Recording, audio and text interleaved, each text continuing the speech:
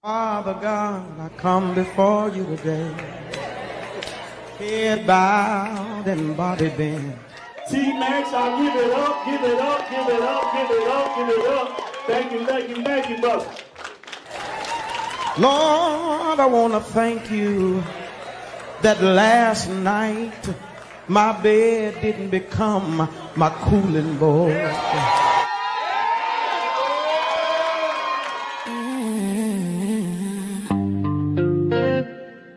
Welcome to the Content Creators Lounge. Curated by T-Max, yeah, you know the name. Powered by T-Max Network, where creators speak freely and authentically.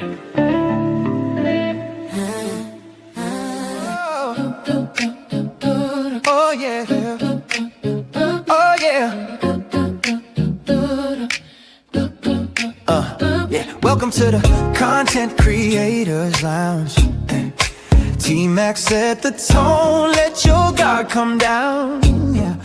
This ain't surface talk, this real life sound, where truth and timing always come around. Yeah. Open mics, open hearts, no filter here. T-Max in the room, voices loud and clear. Yeah. From the culture to the community, lifestyle, dreams to accountability. T-Max says, say it raw, say it proud. Every story matters in this crowd. No scripts, just moments we allow. It's more than content, it's movement now. It's the lounge where creators shine. Yeah, T-Max vibes with perfect timing. From growth to laughs, we intertwine. Not just a show, it's a state of mind. Content Creators Lounge, tap in. Built by T-Max, where real ones win. Every episode, pull you in. Yeah, this an experience, not a trend. T-Max bring the voices to one space. Different perspectives, same safe place. Entertainment, growth, and elevation. Real conversations, real-time creation. We talk the wins and the lessons learned. Every mic hot, every story earned. Laugh a little, think a lot. Yeah, every topic hit a spot. Woo! If it matter to you, it matter here. T-Max make it clear. Every voice is here. Say it how you feel. Say it with your chest. This the lounge where creators give their best. This the lounge where creators shine. T-Max energy, front and center. From growth to laughs, we intertwine. Not just a show, it's a state of mind. Content Creators Lounge, tap in. T-Max Network, let the convo begin. Every episode, pull you in. Yeah, it's an experience, not a trend. Yeah, T-Max Network. Yo, what's going on, y'all? What's up, BMU? Man, what's going on, man? Can you hear me loud and clear? Loud and clear, my brother. All my audio coming in straight? Yes, sir. You good, man? All right, too easy, man. Ladies and gentlemen, welcome back to T-Max Network. Another episode of the Content Creators Lounge. Sundays at 7:45 p.m. Eastern Standard Time right here on YouTube. We're live. We got a good show, bro. You saw the thumbnail, right? Yes, sir. I did see the thumbnail, man. I'm ready to have the conversation, my brother. I'm ready because I got yeah, we got to talk about it. All right, too easy, man. We got some people in the back waiting to get up on the panel. But first, man, how was your week? Man, it was long. I'm in Texas, and Great so it's so hot. I'm from Louisiana, so I'm used to the heat. But in Texas, I'm telling you, I saw the devil with a T-shirt on that said "Jesus is the way." It's so hot here. But other than that, man, the heat, getting to work, getting back home, taking care of responsibilities, the things that we have to do, brother. That's it. Just the every day. It is what it is. How about yourself? How was your week, my brother? Smooth selling, man. I cannot complain. Got through the week and the weekend. Do it all over again tomorrow. You know what I'm talking about? Yes, sir. Yeah. Well, ladies and gentlemen, if y'all haven't seen the thumbnail, if you're watching on YouTube, I'm sure that you see it right in front of your face. But if you're over on Facebook or Instagram or any one of those platforms, this is what we're talking about tonight. Main topic of the night. We're talking about the Kendra Scott shooting of Roderick Morton. Okay. That's a case that came to me, and I looked it up, and she's claiming self-defense, but at the same time, they already arrested her for murder, $100,000 bond, and we'll get into the details of that a little bit later. We have a super panel for us tonight. And this panel right here, man, is near and dear because guess what? We got some people that's running behind, some people that's pulling up new, some people that's returning for a very long time. Shout out to my panel. We got everybody in the building. Shout out to Tavon Provoy, got Chrissy True Blue, Tavon, what's up? Johnny P, and we got Miss Ashley Ferguson pulling up again on the panel. What's going on, ladies? What's up, Tavon? What up? What's up? I can't call it, man. Y'all good? Oh yeah. Okay. Doing a little homework. Okay. Chewing that gum like you back in the army, like you ready to kill some shit. You good? No, man. In the game. I know that's right, man. All right, too easy. Well, look, we got a couple icebreakers tonight, right? We're gonna start it out, jump right into it, man. The first icebreaker we got. Let's take a look. You can never compete or compare to a man. Facts over feelings, bitch. Today we're going over 5 facts women hate. I'm a woman, so I don't like these facts either. But just because I don't like the facts, don't make them not facts. Let's get started, bitch. Fact number 1. The older you get, the less men want you. So old bitches get no love. All right? The older you get, the less men are going to want you in the dating market. Number 2, when you are dating, your degrees and accolades mean nothing. Niggas don't give a fuck about your accolades, how many degrees you have. In fact, the only people that give a fuck about your accolades and your degrees are other bitches that are in competition with you and men that want to hire you for a job. And number 3, this is a really good one. You don't intimidate men. Men don't give a fuck how successful you are. It doesn't intimidate them. You can never compete or compare to a man. Number 4 is really gonna hurt a lot of you bitches' feelings, but I don't give a fuck because I'm here to give you facts. So, number 4, your kids are liabilities. Your kids are liabilities to any man that they don't belong to. Asset to you, liability to them. Number 5, men hate extra shit. And when I say extra shit, niggas hate long nails, big ass eyelashes, makeup. The things that you take extra time to do, they hate that shit. I want to give you bitches a bonus, okay? This is a really, really good one. Lacking accountability will keep you single, bitch. Let me know if I left any facts off in the comments. I hope this helps. Right, man. Hey, you may want to run that back. I think she has some on her back of her dress. I love her. I love her. Yeah, hold on before y'all get into it. Wait a minute. Wait. I saw some faces in the background, so I'm gonna start with those that I saw. So every time that she said the B word, there was one person that jerked their neck and was like, "What?" I love her. But I'm gonna let that person stand out and step up first. Tavon was laughing. Okay, I'm gonna call you out. He was laughing at everything, and Chrissy was trying to hold her poker face. So, anybody want to step up to the mic and speak first? We're gonna let the ladies go first. Any one of y'all? Hold on before y'all speak. See how I got them speak. So this is what. Hold on. Wait a minute before y'all go. Let me put the topic on the screen. Hold on for a second. The topic for this one is: are these facts or fiction, or why? Go ahead. Any one of y'all can go. Don't nobody want to go yet? I'll go and pull up one. All right, Chrissy True Blue, it's on you. No. You're muted. We can't hear you.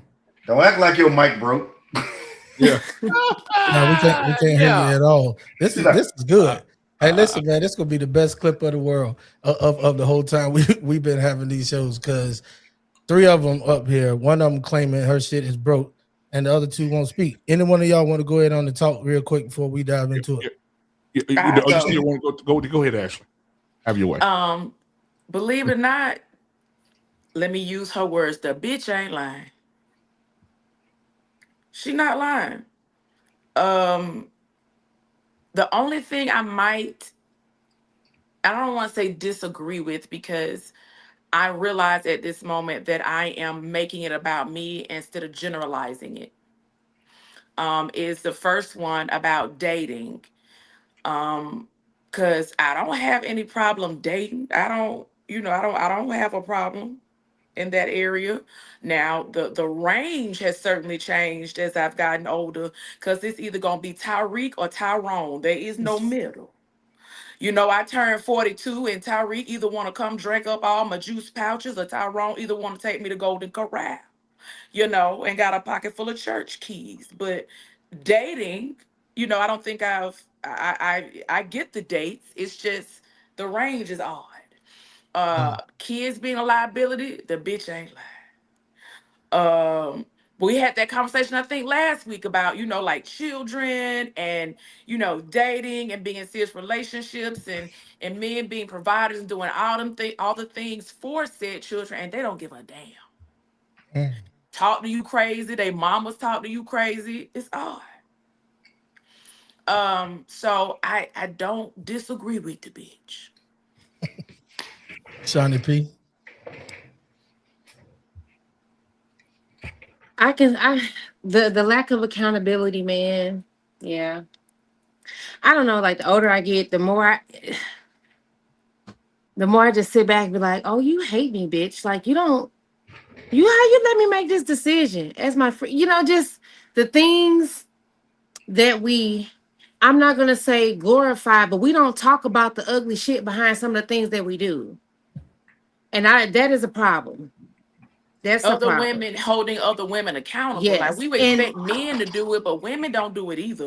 We'll co-sign for some stupid stuff that a girl. And it's your network. That's why it's important to go to school, so you can meet other people. So people like, no, girl, that's dumb. No, you know what I'm saying? Or just to give you other insight. But when the bulk of your friends had kids at 14, 15 years old, they still for real. Like when I talk to guy friends, they be like, I said, well, how old was she when she had a baby? Oh, she was 15. Oh, she's 15, 16 years old. How old are you emotionally when your growth got stunted? That's a big deal. So then those women grow up and see other women. Don't tell them like, hey, being a single mom is hard. Like, it's cute. I make it look cute outside, but the mental, the top, they do not talk about that enough. Also, your upbringing. And I've had this conversation recently. Like my mother told me right away, having a bunch of babies by a bunch of different niggas ain't cute. And I believe it to this day. I don't find hey, now that's gonna be a soft spot. But my mother had those hard conversations with me. And yes, I had my daughter my first year in college, but better believe by the time I had my son, I had that nigga same last name. Because it just it was instilled in me that having a bunch of kids by a bunch of different men isn't going to fare well for you, nor is it attractive. So your upbringing definitely has a lot to do with it. But she didn't lie. Gotcha. We're gonna read this one comment off right here real quick. Big. Douglas and Rich says, laugh out loud, one could take position that a woman could not. One could take position that a woman could not protect the home. Okay. I think he's talking about the main topic. I thought he was going on this one. Hey Trey, what's going on, man? We got Trey just pulled up in the building. What up, Trey?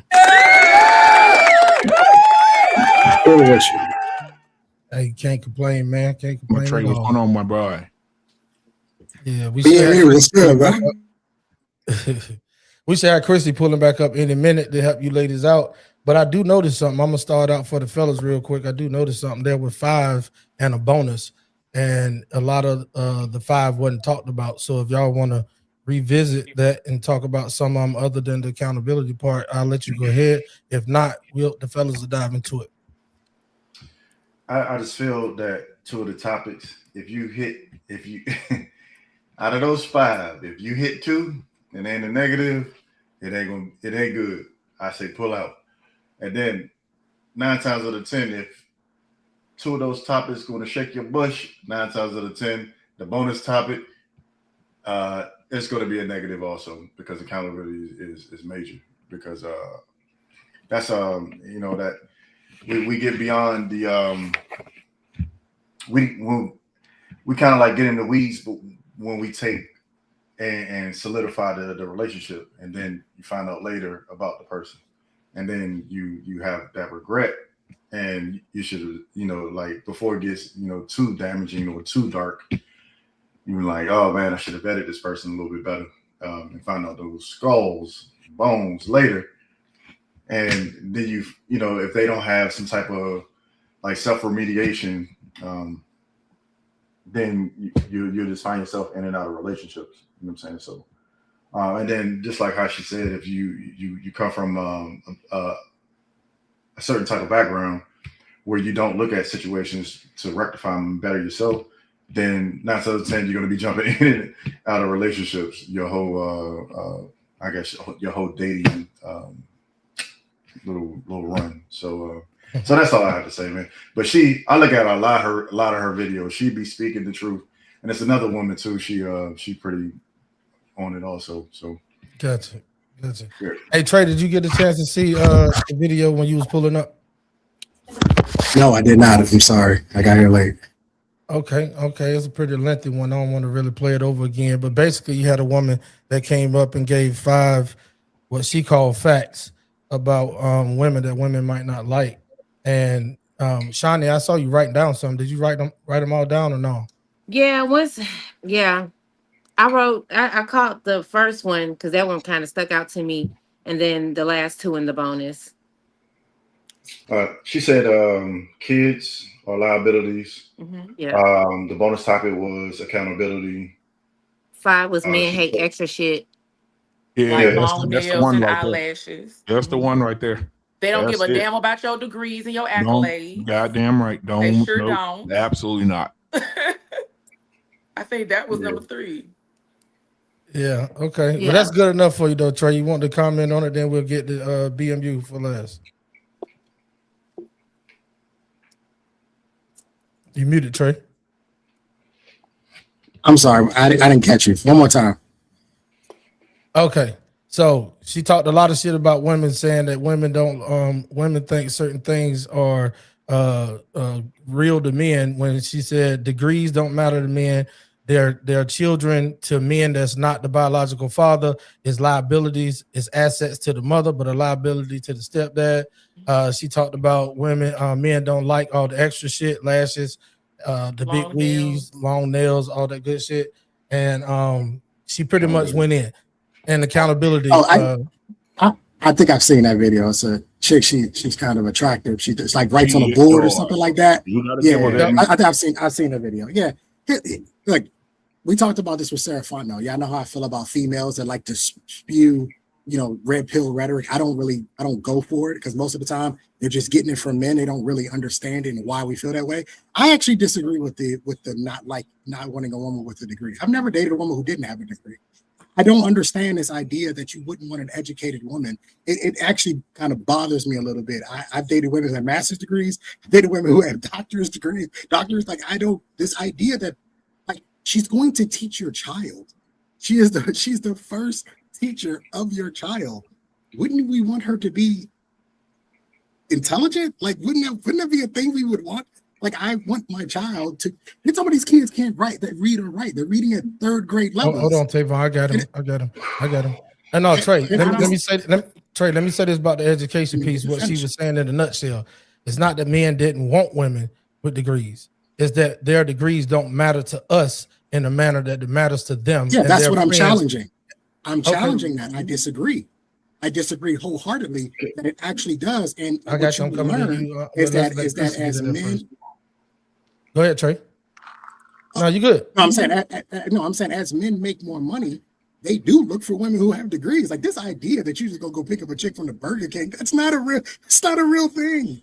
That's not what wealthy men do. Go take a look at wealthy men and look at their wives. A lot of them have bachelor's degrees, master's degrees, doctors. All of them are not educated. So most of them came from their parents went to Ivy League schools, things of that nature. Like this idea that we don't want women who don't have degrees and are not educated, it's preposterous to me.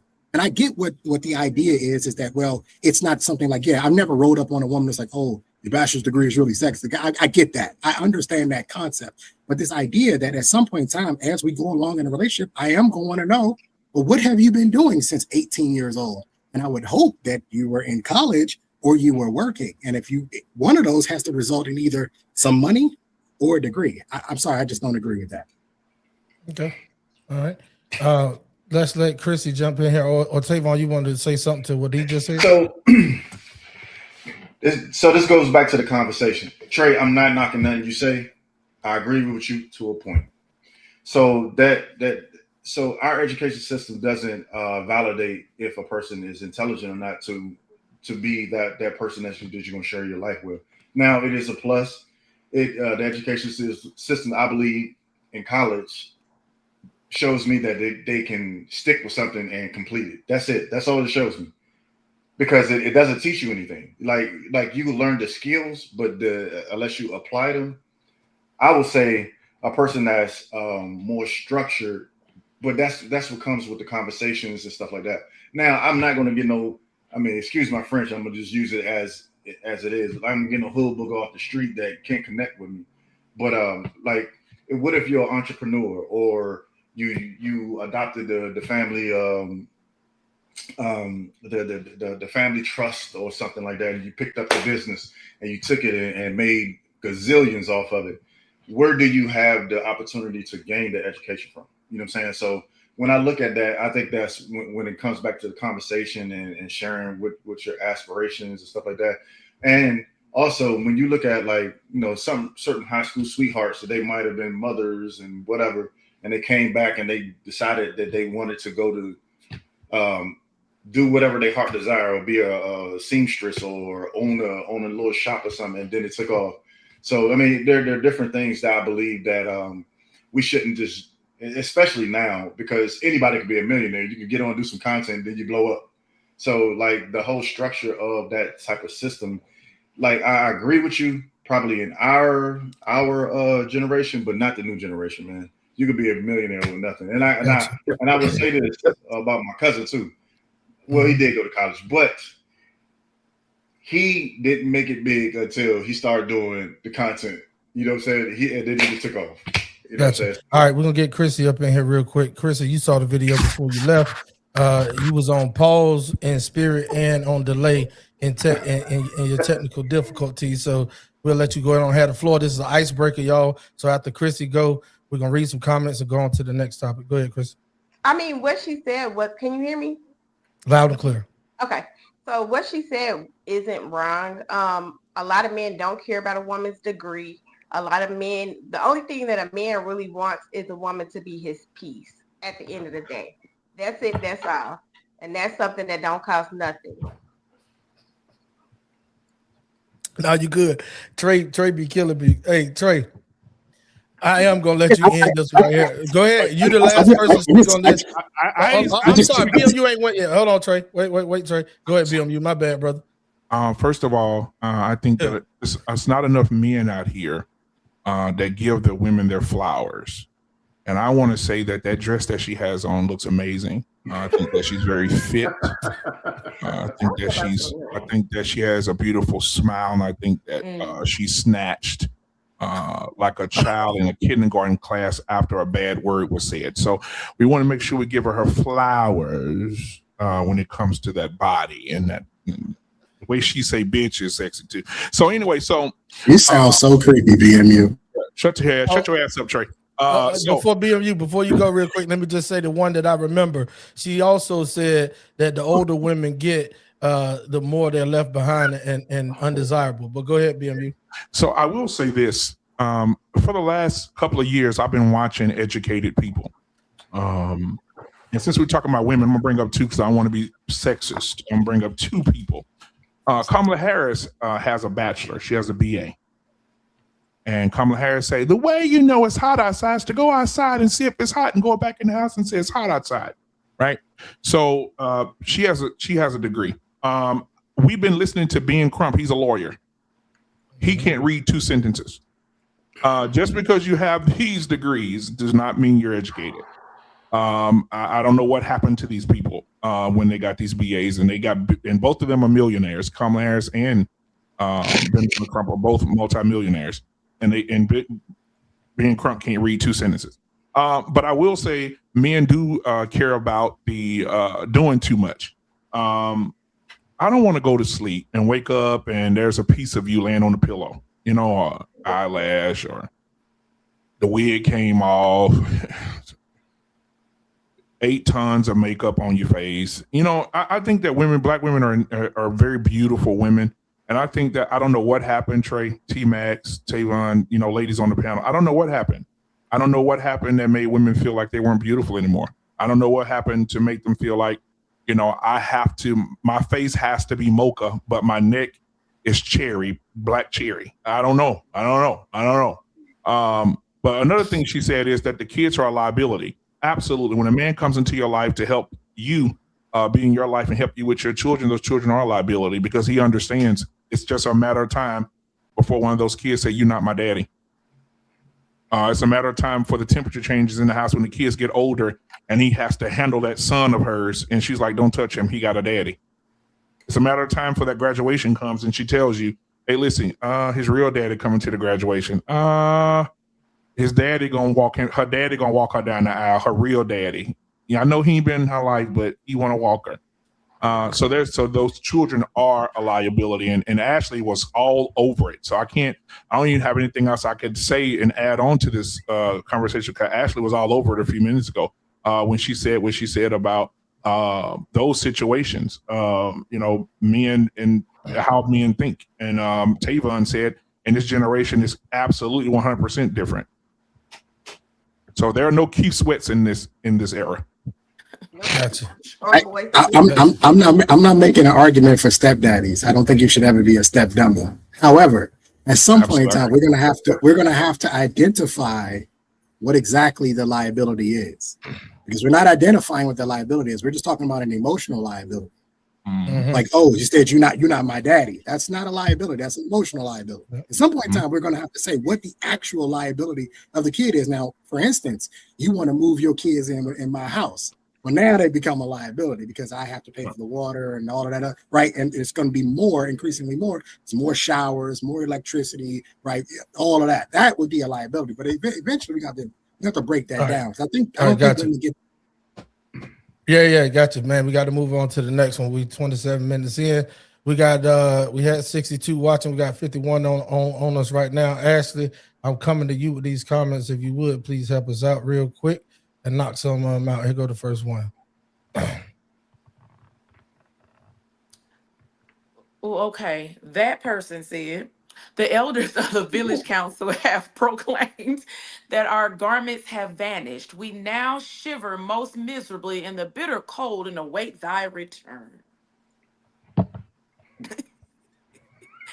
Douglas Elrich said, liability, children from previous or others are actually a direct threat. Yes, I believe it. Yeah, I agree. Strangely, I want a man who cares about my degrees. I was raised by men who cared about my education. So it's natural that I am attracted to men that know the grit it takes to complete that. Most in debt. Chicks are not measured by their degrees, nor how much they do or do not make. That's how guys are measured, for one. Braxton, what's up? Still, the men makes more than them, as they should and supposed to. LOL, 70% of women in the US hold degrees. Correlation, not men actually seeking women with degrees. 30% of males hold degrees because in US economy, degrees are not stereotypically required to generate revenue, especially with this new generation. Absolutely not. You're right. Critical thinking is becoming increasingly less common. So is common sense. Trey, I may join you on panel if you wish to debate it, but BMU will have to approve. I do not. Debate what? I won't be with a woman without a degree. Hold on. Here we go. Unless your entire claim is based on what you want. Exactly, not to debate. All right, we almost finished. Here you go. Can you guys see my comments in the chat? We see your picture. Oh, Yeah, for sure. Who picture is that? We see your photo. It does like a music. Bruh, there is nothing I'm sorry, to a debate. little. Sometimes it's the arrogance that a woman can lead with when it comes to being educated. It's not always attractive. Gotcha. All right, we're gonna hold off on the rest of them, and then we'll pop back in on those comments, man. Thank y'all so much in the chat for kicking it with us and also giving your opinion on these topics. We're gonna move right on to the next one. Here's the next topic. Roll that footage. Women should be asking themselves, if danger was to show up, am I prepared to protect myself and or my family, right? 3 reasons why you should be carrying, why you should be in position to protect yourself is 1, because it is your responsibility to be prepared, not scared. That's just it. I run into a lot of women that say, I'm just nervous, I just don't want guns around me. It is your responsibility to be prepared, not scared. The same way you get into a car and you put your seatbelt on, you go ahead and you take some training lessons so that way you are not afraid of the very thing that can protect you and your family. 2, predators bank on vulnerability. You being a woman is already a vulnerability to predators. They automatically feel like they can overpower you. They feel like if you have something and they want it, they can just take it. Period. Like, honestly, just period. Number 3, you're your own first responder. Even if you're in position to dial 911, you have to sit there and wait. Realistically, you're not always going to be, people are not always in position to where they can sit around and wait for the popo to pull up and save them. And honestly, I ain't even gonna hold you. We don't know what kind of training is going on. You have to make sure that you are trained, which brings me back to number 1. It is your responsibility to be prepared, not scared. Say it with me. Be prepared, not scared. All right. So listen, with all that's going on in this world, with a lot of women saying that they don't need men, and at the same time, women having to carry a heavy load that are single, deal with the children, go to work, do household duty, and then turn around and do a lot of things. BMU stupid. And then I saw them titties. That made me say what I said. So and then turn around and worry about overly protecting the household as if the man is not there. So here go the next topic. Should single women have a firearm in place of the absent man? Absolutely. You made a decision to be alone. Make a decision to protect the home. You had a child, you got to protect the house some kind of way. They don't have rent a nigga. So you just have to protect the home at your own leisure. So and sometimes it can be overpowering. That can even be safe. And Trey could tell you that, being an ex-police officer. Sometimes, and if women don't have the training necessary to fire a firearm or reload or shoot or target or know what to shoot, it doesn't even matter if you have a gun, because some women have guns and it's at the bottom of their purse by the big red gum. It's in their console, under the bed, by the makeup, by the mirror, so they really don't know how to. They just got it and don't know what to do with it. So if somebody does break in the house or come in the house or harm your family, you running and scrambling, trying to unload, take the safety out. By that time, he can beat you to death and throw you out the window. Gotcha. Going to you, Shiny P, on you. Oh yeah, I don't really like how it's worded, because everybody not single because they chose to be alone. Some things it just happened, but in place of a man, a firearm does not. Where you get that from? You talking about this? Read the question again. Should single women have a firearm in place of the absent husband? In place of the absent husband. I don't know. It's just cringy the way it just sounds cringy. No, I think you were spinning it in your own way. I am who I am, and I'm standing on it. But yeah, absolutely, all homes should be protected. Mm-hmm. Okay. Yeah. You good? That's it? Yeah. The way you started off, I thought you was going in a different angle, but I think that you saw that the question was different. Because I don't know, because like in place of is just so weird to me. But anyway, but yeah, you should be prepared to take it out. And even if you're with your husband, you should still know and be prepared to load, because he's just a human too, right?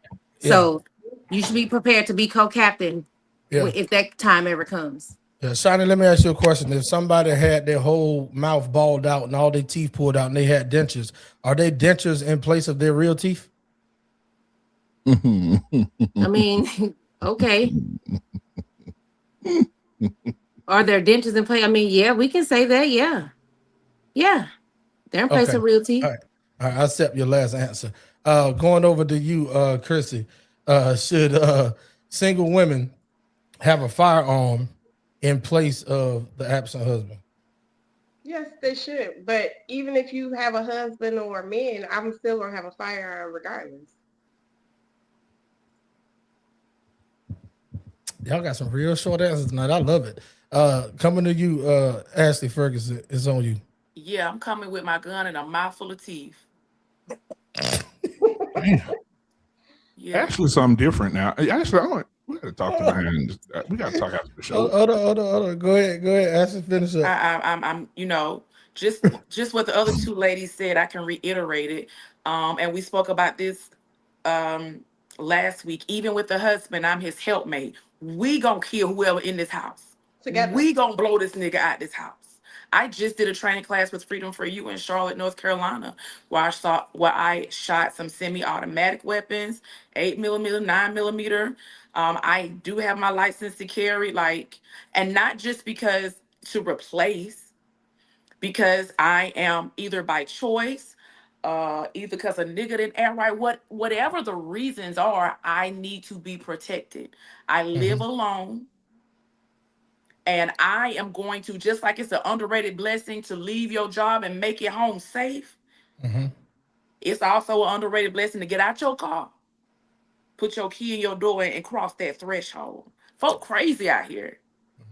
And sometimes the men are, doing men business. They're working. He's not always with you. And I would hope you had the kind of husband that would want you to be able to protect yourself in his absence as well. Gotcha. Hey, look, before we go to BMU, I'm gonna say this, man. I think y'all, why y'all get hung up on words though? Like replace, like that. I know that kind of set different with you and Shani.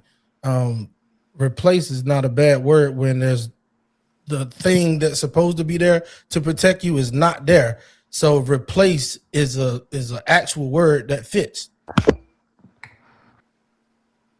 Words are important. I love Shani, man. Shani gonna book back every time. Hey, listen, go ahead, BMU, do your thing. I want to say this before I get started, guys. You're watching the show right now. I need you to support this channel. He's doing the work, and he needs to see that you guys appreciate the channel. So hit the like button, hit the subscribe button right now, and don't play with us today. All right, we're on our way to 1,000 subscribers. This man will be monetized. And so, guys, if you're watching right now and you appreciate the content, you appreciate these beautiful women on the panel and a panel full of raw dog niggas up here, I hope y'all hit the like button, subscribe button, man, and support this channel and do it now. All right, get on over here to the T-Max Network, hit the subscribe. It don't cost you nothing to hit the subscribe button. So hit it right now as we continue on with the show. And if your woman sitting at home and ain't got no guns, somebody breaking the house, it's your fault. Make sure that your woman has a firearm in the house. Make sure if you're with your woman and she has she has a firearm as well. Make sure she's trained to use it. I had to grab my daughter's shoulder because she got her little 9mm and she's out here in these streets. And I said, "Where's your gun?" "Oh, it's down the bottom of my bag somewhere." I said, you got 5 seconds before I go left on you, go real bad on you. This is not how we train you to use this weapon, and I don't care how big your bag is. It is not supposed to be there. So be responsible, men, with your women. Make sure they're trained. Make sure they have what they need to protect the house. Even if you're at work and they're at home by themselves, they need to have some way to protect themselves. Thanks. All right, Trey, let's go. You muted, big dog. Trey, it's on you. Yeah, look, first off, shout out to feminism, man. I'm so happy about it because back in the day, I would have been responsible for everybody in the house. And now, because of feminism, I'm not really responsible for anything anymore. That's amazing. So it's a great time to be alive. as you guys know, I am pro Second Amendment. I think if you have a trigger finger, you should have a weapon. It is as simple as that. You should be trained on said weapon. You should know how to use that weapon if your trigger finger works. And I will say this, if you are married to a man and you and that man have not went throughout that house and learned how to clear that house together as a unit on some Mr. and Mrs. Smith type shit, get rid of the man because he's not a protector. My ex, we both were police officers, and I'll never forget a day I told her, I said, go get your gun, empty it, and let me show you something. And we walked through that house, and I told her this is how we would do it. If we were upstairs and somebody came in the front door, if we were in the family room and somebody came in the door, I have 8 weapons strategically placed throughout my house on every level, just in case somebody decides that today is the day they want to go see their maker. I don't play about protection. And one of the things that I think is very important, your home is supposed to be your place of peace and serenity. And anybody who decides to come in there and change that needs to suffer the consequences. Now, that being said, you need to follow the laws and the rules of the jurisdiction in which you are in, so you know what is legal and what is not legal, and what you can do and what you can't do. For instance, in Texas, you can chase a motherfucker down the street. So it's different. Every place is different. I'm here. Okay. Yes, so you need to know where you're at and what you can and cannot do. I'm in Maryland. We're a little bit more liberal up here. We can't really do all that. As a matter of fact, you can be sued for hurting somebody who comes inside your home. So you got to know where you're at. But this idea that I see so many people walking around unarmed is insane to me, knowing what I know. 14 years of law enforcement experience, I couldn't even fathom not walking out of my home without the strap. Like it's attached to me everywhere I go. And the only time I typically have to take it off is because there's certain places I can't take it in. And so then, that is what it is, especially when you have children, you can't take it on school grounds, things of that nature. Like, I understand it. But for me, I think that every woman, whether she is single or not, but specifically if you are single and you have made the decision to be a feminist and replace the man, you need to protect yourself. I agree, and he's right about that. T-Max, here in Texas, you can pursue someone up to 2 blocks and take their life if they took some out your house or they were in your house. It's the Castle Doctrine laws here in Texas. So you can come and steal if you want to. 2 blocks, I'm on your ass. Texas is a whole different animal by itself. This the wild west. Wild west for sure. Yeah. All right, Tavon, it's on you. You muted. Well, I can't hear you. One. Go out. You got to go out and come back in, Tavon. Yeah. Bounce out, go and come back in. All right. He said he good, but you still gonna have to bounce out, and come back in if you ever want to speak on the next topic. This thing. All right. So with that being said, man, I'll go ahead and give my 2 cents. Listen, everybody, like they said a while ago, everybody should have a firearm. Whether you are husband and wife or a single man or a single woman inside of a home. It's like a doorknob with a lock on it, right? If you ain't sleeping with your doors open at night, why not have something that's going to protect you just in case your doors got breached? Tavon on his back. So Tavon, go ahead and do your thing. Then we'll move on to the next topic. Nah, bro. Are you muted or no? No, he's not muted. Okay. All right. Yeah. So we're gonna bounce you all the way out. Come back in on the link.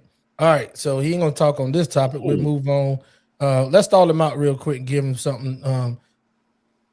Give him some time. Here you go, Chrissy. Chrissy, drop these on him.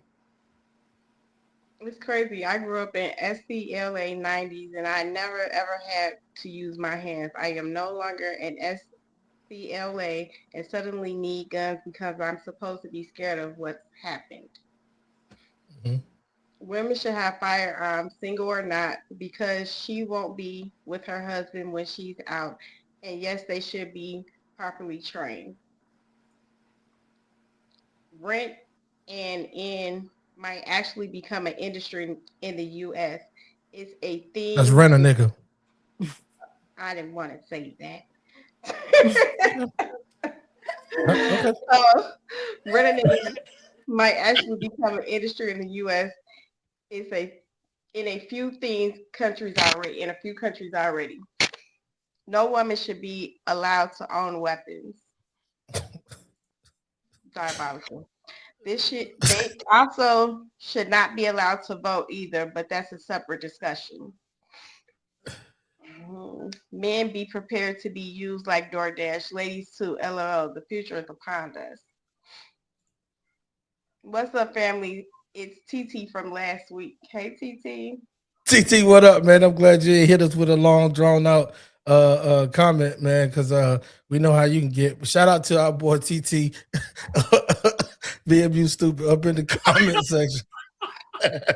Hey, we fuck with you, TT. All right, man, we're gonna end it right there. Tavon is back.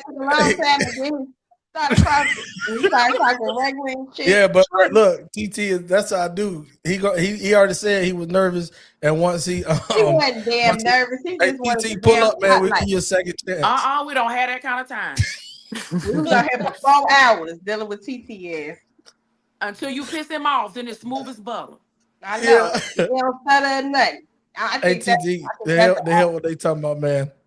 I invite you up, but if anybody want to listen, if TT come up and start speaking his mind, if anybody want to see him go along with Ashley and Chrissy, y'all make sure y'all drop a super chat over there on BMU side on Black Man Unfiltered and tell us who you want off the panel and why, and it can't be me, motherfucker. All right, go ahead on Tavon. It's on you. Ooh, man. Hey, it's still on you, Tavon. We can't hear you. Bro. You got to turn your cell phone in and get another one. You might got Man, that cricket wireless is a mug, boy. It probably jumped over onto his Bluetooth. Tavon, you got to get rid of that cricket wireless, man. Unmute your mic now. Now you muted. Now unmute your mic. There you go. Yeah. You hear me now? Yeah. It was on the Bluetooth the whole time. And this, hey y'all, and this bitch was my sergeant in the Army in IT. Look at this. Go ahead, homie. Hey, that's why degrees don't matter. Hey. Nah, that's just because y'all was in the Army. That's the problem. Y'all was in the Army. Nah, go ahead. We ain't gonna go low requirements. Hey, Trey. Low requirements. We ain't gonna go that night. Trey, so I see why Trey the way he is, man. He up in Maryland. I'm from DC, and I already know what the lifestyle is up there. If you don't go to sleep and go to the bathroom with your gun, you're liable to be a victim. Okay. Yeah. You literally got to be in the bed like this. All right. That Joe Chirac, man. I know. But like I said, I mean, he knows, bro. I wholeheartedly, bro. I don't trust nobody that's outside this household. And he'll tell you, I stay on a large piece of land, and the Lord, we have my neighbor has a cemetery on his land, so we gonna have the whole ceremony right there, like kill and then go drag them right over 200 yards, put them in the ground, and I mean we can do everything at one time. You know what I'm saying? So I am pro guns. You know what I'm saying? So you want to comment on the actual topic though? What? Yeah, of course. They guess, and how I feel, because if it's more women than men on the world, right? No, it's more women in the world, right? So I mean, they got to protect themselves, man. I mean, just men. Oh, I ain't gonna say men. People find soft targets. Okay. They find soft targets. Women are easy targets. Y'all gotta protect yourselves, man. You gotta protect yourselves, man. Justice for Northern Wealth. That's Benjamin crazy. All right, who had to go on this topic real quick? Who had Shiny P? You already went? I did. Okay, I'm sorry. Everybody went, right? Everybody went. All right, too easy, man. Y'all keep me accountable, because I don't mind. All right, so here go the next topic coming up to you right now, fellas. Y'all was just as, I want y'all to be just as vocal on this one as you have been on the last two. Here we go. Let's y'all some game real quick, right? If you one of them niggas that be running around here talking about, yo, happy wife, happy life, man, you's a bitch. You's a bitch. Happy wife, happy life. Who the fuck came up with that saying? Huh? He was the ultimate, ultra bitch ass nigga. Oh, long as my wife happy, I'm cool. And fuck how I'm feeling, how I'm doing, long as she happy. You's a fucking nut, man. Just for the record, or any nigga who run around here and say, happy wife, happy life, you's a bitch. Fuck is you doing? You got to do all this shit as a man oh, take care of bills, all these responsibilities, but only if she's happy, then I'm happy. You's a bitch. It's happy pipe, nigga, happy life, nigga. Happy husband, bitch, we ain't fussing. How about that? You niggas remember, happy wife, happy. You's a bitch. Just know that. You's a coward, nigga. And you ain't had too many bitches in your life. Because if you had a woman, you know you could go up and bring the sun and the moon down to a motherfucker, and that ain't gonna be enough. She ain't gonna never be happy. So if you saying happy wife, you's a bitch. Yep, you's a bitch. Woo! That boy cooking. All right, Tavon, it's on you first, homie. Hey, I 100% agree with that shit. Absolutely. Happy spouse, happy house. That's how I feel. That's it. And the reason is that I'm not gonna say women, but us as protectors, it's the unwritten fucking rule that you have to do, because there ain't no fucking days off as a man. So it ain't no fucking crying. Give me the day to get myself together. Nah, you supposed to be putting a battery pack in me every day to go out there and protect you every day. So that's us. When you wake up, hey, we hear a knock at the door. That motherfucker gonna look around for you. Hey, tag, you're it. I don't say, hey man, I'm tired today. Get your ass up. You got the gun, right? Remember the training? Nah. You be like, nah, motherfucker, it's your turn. So that's how I feel. All right, Shawnee P, it's on you. Now, why you pick? Nah, man. Everybody got to be happy. Like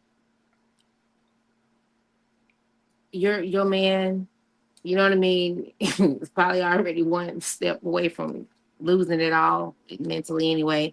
But no, I definitely don't believe that all the happiness is in the woman. You got, first of all, you already need to be a certain type of joy and happy presenting yourself to that person. If you are relying on him to go out and provide that happiness by his job and him paying you, that's something different. It's something you got to deal with. But just having some type of inner peace already.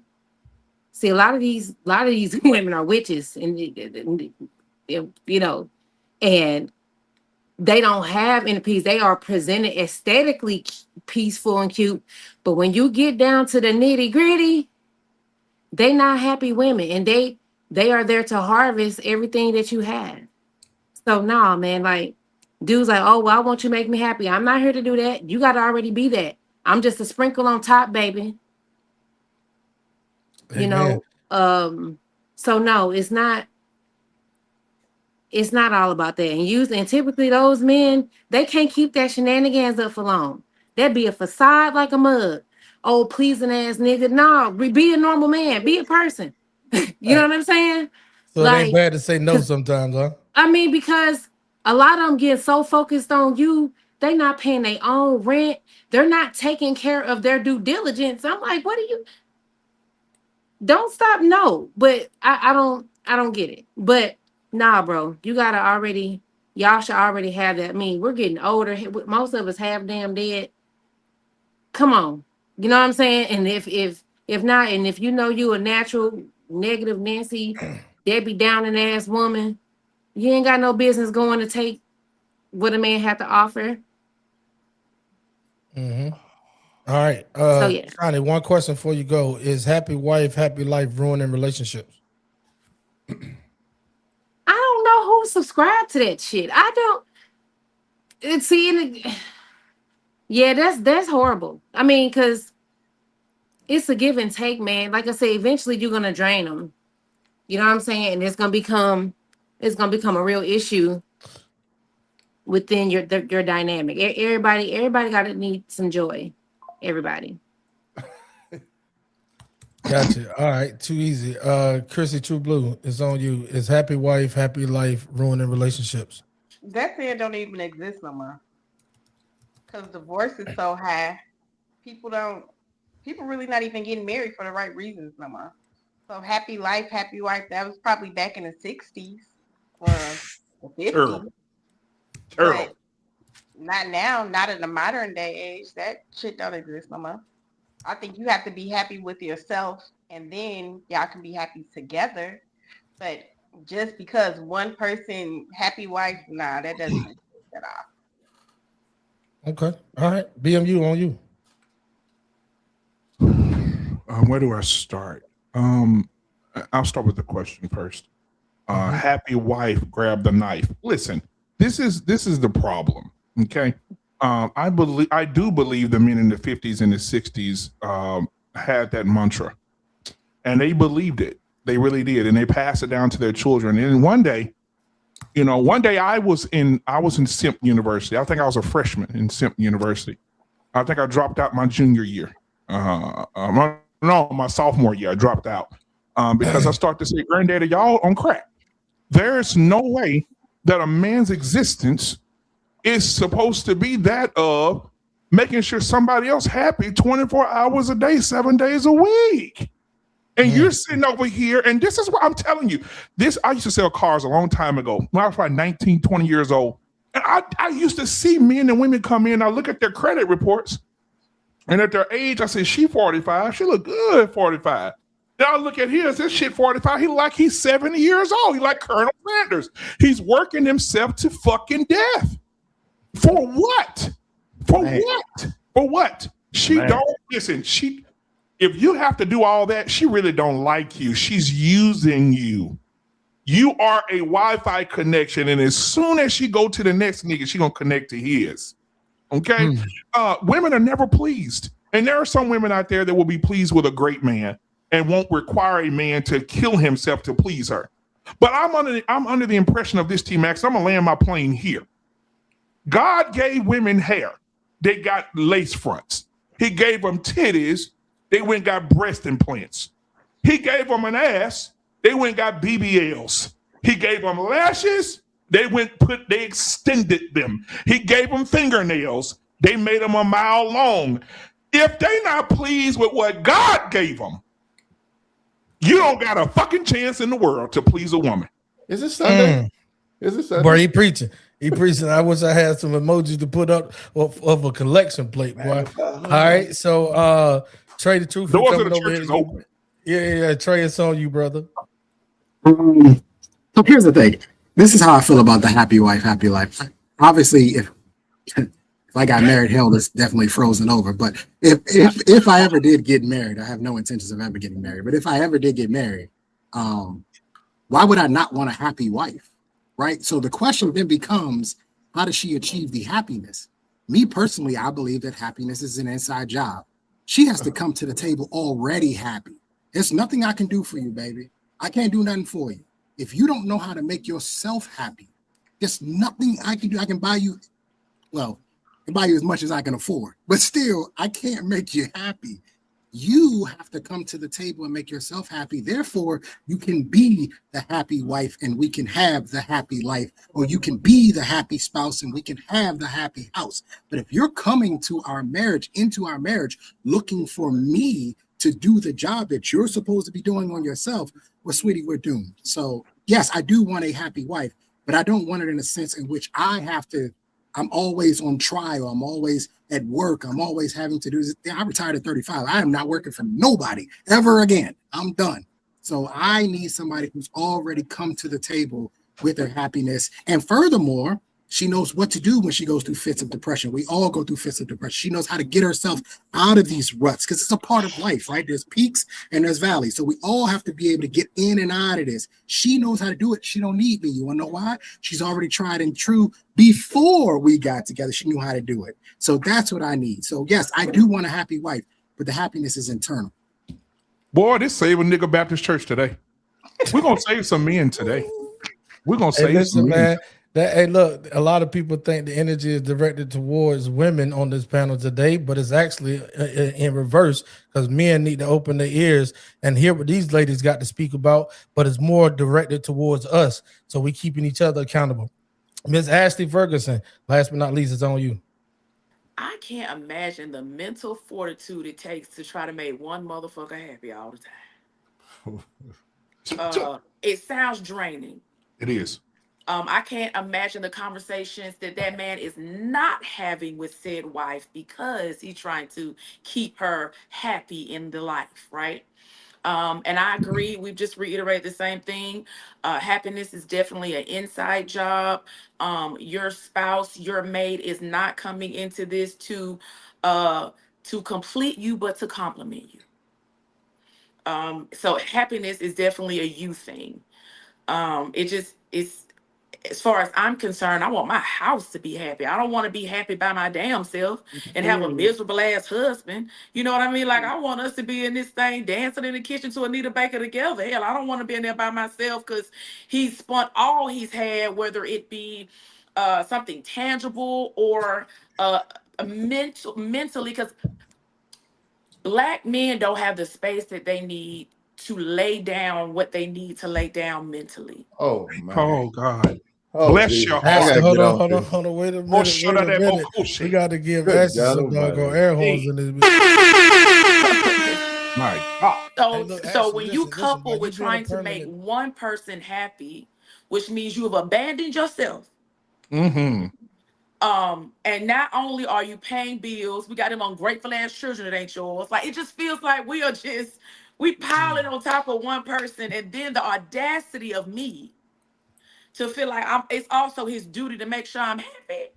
It's the audacity for me. So no, I want a happy house. I want a man that, and when my cup is empty, I have poured into him. So, I've made the deposits. Come on, let me see what kind of drink you finna pour in there. Hey, T-Max, hold on one second. I've made the necessary deposits to where when my wait a cup minute, is empty, he can T-Bone. pour into me. I haven't just sucked the life out of him by myself. I'm not a vampire, nor am I elite. She need to start over. I got to send this to somebody. Come on. I'll clip it and send it to you, Table. I'll clip All it. right. Thank you, brother. I am not a vampire, hurry up. nor I got to am send this I real a fast. leech. I look forward, and I've said it before, to being a good wife to a good husband. And that means we are doing it for each other. So. Gotcha. All right, look, Ashley, I got something to say to you about you being a permanent panelist over here. You know they're gonna call you a pick-me with majority fellas that be over here. And Chrissy True Blue is a permanent panelist. Shauna, you already know you're welcome anytime if you want to lock in. We here every Sunday that y'all can make it. But they're gonna call you the pick-me of the panel. You know that, right? And whoever is in that frame of mind, that lets you know where they need to be, baby. You listen, first of all, you do better playing in traffic than playing with me. So oh my God. I know, right? All right, too easy, man. Anybody got any last words or want to comment back? Because we actually I do. Real quick. Go ahead, homie. You got the floor. 20 seconds. Ashley, I just want to say, bless your heart. You have been an amazing addition today to the truth. Because some people think their truth and this truth. I believe in the truth, and I think you told it today. So we want to just give you a hand clap of praise today. Now you are going to need security moving forward because the wandering weave bush hog women are coming for you. So just get ready for that. We'll be here to protect you at all costs. Welcome to Wakanda. We pray they strengthen the Lord. Next. All right, gotcha. Anybody want to comment to anything Ashley said or anything that was said around the panel? Somebody in the panel said they want to put a ring on Ashley. Yeah. She getting marriage offers already. Relax, buddy. Relax. I'm telling you, hey, Ashley, I'm telling you, they got this video. If you go into a relationship, you don't fulfill the needs. Oh man, you will get divorced quick. Listen, I'll tell you a joke before I tell you a lie. I don't operate like that. Here go a comment for you, Ashley. They say they smell pandering. That's your top lip, Douglas. Smell Pampers, nigga. You listen. You 40. That what you smell. You 40.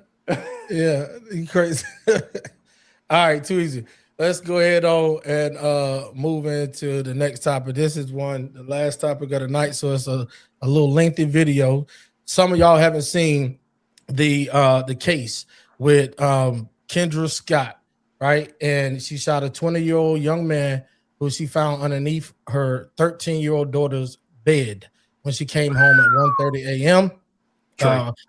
Yeah, man, this one here is I know what Trey doing in this situation. He gets a 20-year-old with his 13-year-old. Well, let's go ahead. Yeah, man, this is something else.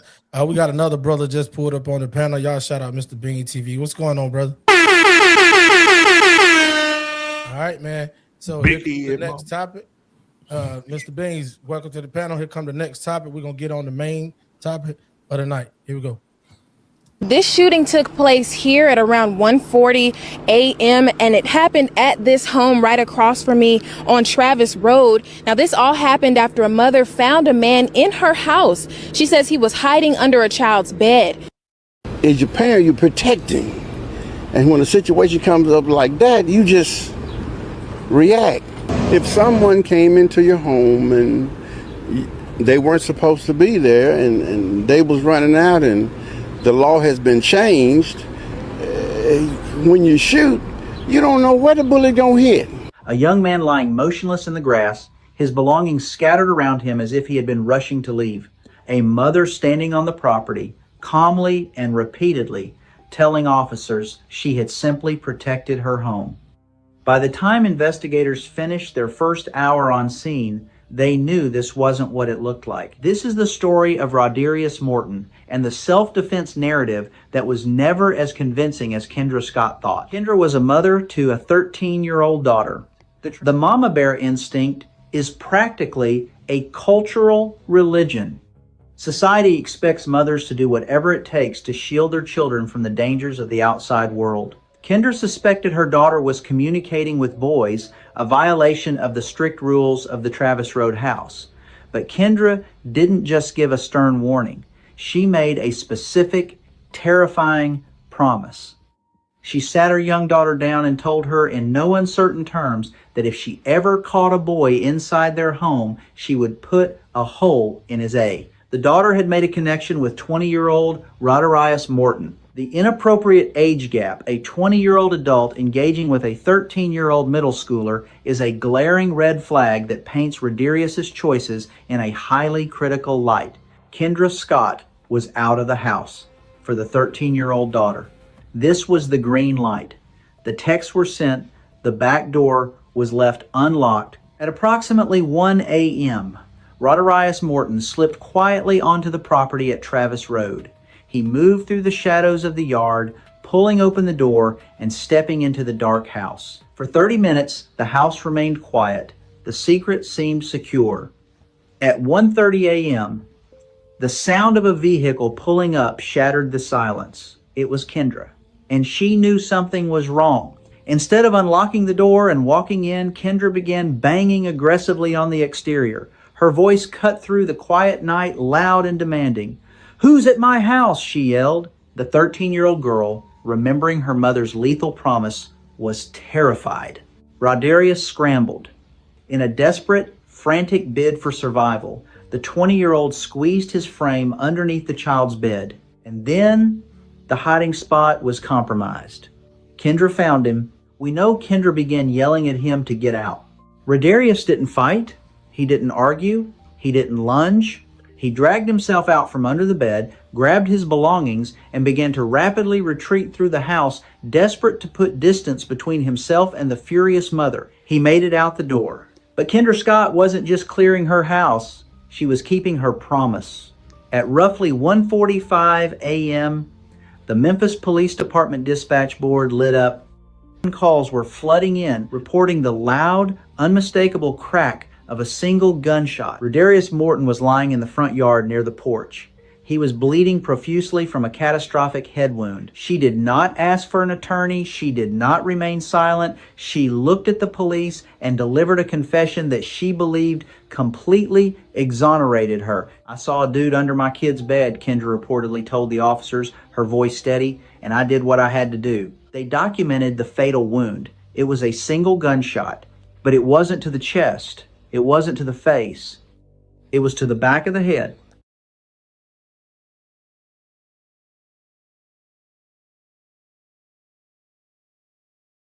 All right, so listen, we're going to go around the panel just so everybody is aware. We are talking about the Kendra Scott and Rodarius Morton case, 20-year-old young man who was let in, not broke in, into a 13-year-old girl's home. Kendra, the mother, was not at home at the time, and she had already made a declaration to her daughter that if she ever saw any boy of any age, let alone, I want y'all to remember that, of any age inside of her home, she would put a hole in his ass. So that boy could have been 13, That boy could have been any age. He would have been unalived or killed by that manner. Okay, we're gonna start around the panel, and we're gonna go with our newcomer. Hey, Mr. Beans TV, on you, brother. You probably should have came to me last. What is it exactly that you want? All right, so here's the question right here. The question is: guilty of murder, self-defense, or you want me to go? Because I'm gonna bounce in a second. I can go give Beans a second to gather his thoughts. All right, so here go the question, Trey. Guilty of murder, self-defense, or she did what she had to do? She's guilty of murder and she did what she had to do. Two things can be right at once. Like, I don't really know. I'm sitting here thinking. Remember, we've had this conversation before. I forgot what case we were talking about. A lot of people will say what they're going to do until they are actually faced with the situation. And then they either typically do exactly what they said they were going to do, or they do the complete opposite of what they said they were going to do. In this particular case, she kept her word, I guess, and said she was going to do this. I have some questions. One of my first questions is, to have that conversation with your 13-year-old, I would like to know, has she snuck a boy in the house before? Why would you have to have that conversation with your 13-year-old that if I saw a male in the home, that I'm going to essentially execute him? Okay, that's my first question. My second question is can a 13-year-old invite someone into a home legally? That would be a question I would have to ask the Tennessee law, right? It's because he was invited in. Now they're saying that this kid was mentally delayed. I'm sorry, I'm looking at these gang sign pictures. I'm not getting that. I'm not getting this mentally delayed thing. I think he knew exactly what he was doing in there. We also have to have a conversation of, well, what kind of daughter are you raising? She's 13 years old. She's sneaking 20-year-olds into the home. I mean, there's a lot here. I do not believe this was self-defense if she shot him in the back of the head as he was trying to exit. So I think that's gone. And I also don't think she cares. And from what it appears, I don't think she cares about which way this goes.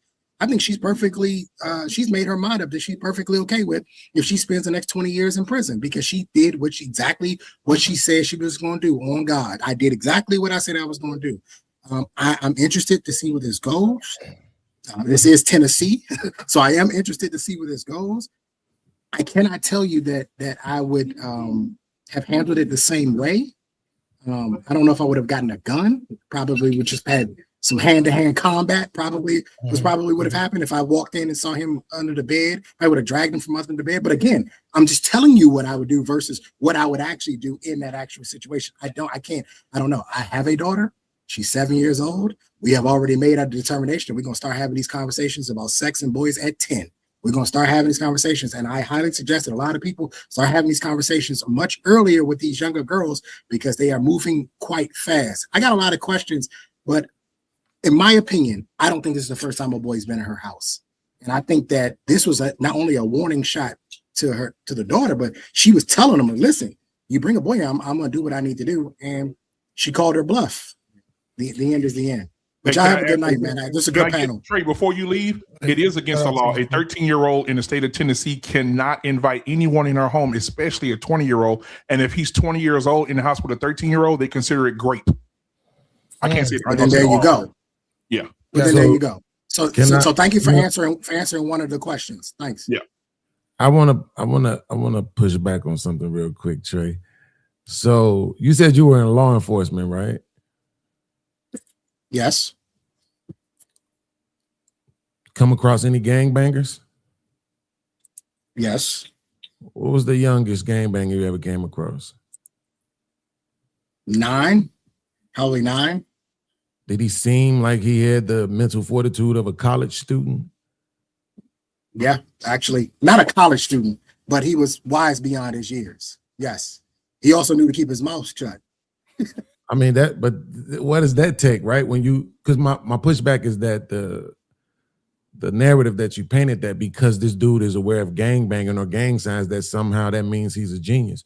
That's hyperbolic. I know you didn't say it was a genius. I never said genius. I literally just said that's hyperbolic. I know you didn't say it was a genius, right? But what I'm saying is this: like, you got gangbangers at 9, right? To your point, nobody thinks these 9-year-olds are these very, genius type level people, right? Super mature people, right? The choice in itself could be described as an immature choice. So I think that's a very unnecessary narrative to paint. The boy is obviously slow. So obviously you can see it. He damn near missing a chromosome. Like it just is what it is. He is slow, right? But and at the same time, he don't look his age. So for all those people who trying to lie and say he looked 20, he don't, right? But at the end of the day, I hope, even though I know they not, they probably gonna give her like 5 years. She'll be out in 2. They love it when black women kill black men. But I hope, and I'm not a fan of jail, but I hope whatever she don't want to happen happens. So whatever that is, because I'm not really a fan of jail. But whatever her worst nightmare is, I hope that's the shit that happened, because she ain't have to kill that boy. It was unnecessary. He was already. Before BMU jump in there, hey, Beans. Before BMU jump in there, I do want to highlight something. Trey said is that he don't know what he did, but he did something, and she did the thing at the door going out, right? And he didn't run like they say he was moving rapidly. Yeah, he was trying to get out of there. He didn't flex on her. He didn't try to jump on her. He made it out of the house. And that's the thing that's going to hem her up. But one of the things that's really going to hem her up is her own daughter's testimony. Right on the spot, she told the police, one, that her mom said she was going to burn somebody if she ever caught somebody in the house. 2, she said that her mom always toted this gun and actually was aggressive with it and in her demeanor. So the daughter is actually working against the mama's best interest when it comes to her mama having any chance of getting off on self-defense. We'll go ahead on Beans. If you wasn't done, you can go ahead. If not, we'll move. Yeah, just to answer the question straight up. Yeah, like she was dead wrong, bro. Like at the end of the day, in this situation, who you more mad at, him or your own daughter? Right? Like I react to videos every other day of, I just did one, BMU, where the chick admitted on Daily Wrap Up that she got homegirls who got 13-year-old daughters that selling ass on the track. Right? We want to keep pretending like, oh, you 20 and you a man, you grown as hell. You know everything. You mature and you know everything and blah, blah, blah, and all this other shit. And you a 13-year-old girl, you don't know nothing. And any choice you ever made is somebody else's fault. That's bull crap, BMU. Yeah. All right. So before we move to BMU, man, we got 181 people watching. Y'all do me a favor. Yes, if sir. you're over here on T-Max Network, please hit that like, that subscribe button, click that thumbs up, and like the podcast, man. We're dropping these doggone gems on you from topic to topic. If you're over on Black Man Unfiltered Network, please subscribe to his channel if you have not just yet. We want to make sure that we connect the two and everybody wins at the end of the day. BMU, it's on you, brother. I believe that we always, as men, say women are highly emotional. And I believe growing up with a black mother, black aunts, and black women around me, I've heard black women say that to their children. I'm going to work, but if I catch a boy in my house, I'm going to fuck him up. Now, we as black people, we can sit here and act like we ain't never heard those comments come out of a mama's mouth. We've heard it. I've heard it growing up. I heard it. And so I believe in Texas, this would be a clear cut. She'd be at home right now eating Cheerios, watching Wheel of Fortune, because you got a 2-block period. Somebody's in your house to take care of that. So here in Texas, that she'd be at home right now. But Tennessee's law seems to be a little bit different because she's been arrested for first-degree murder.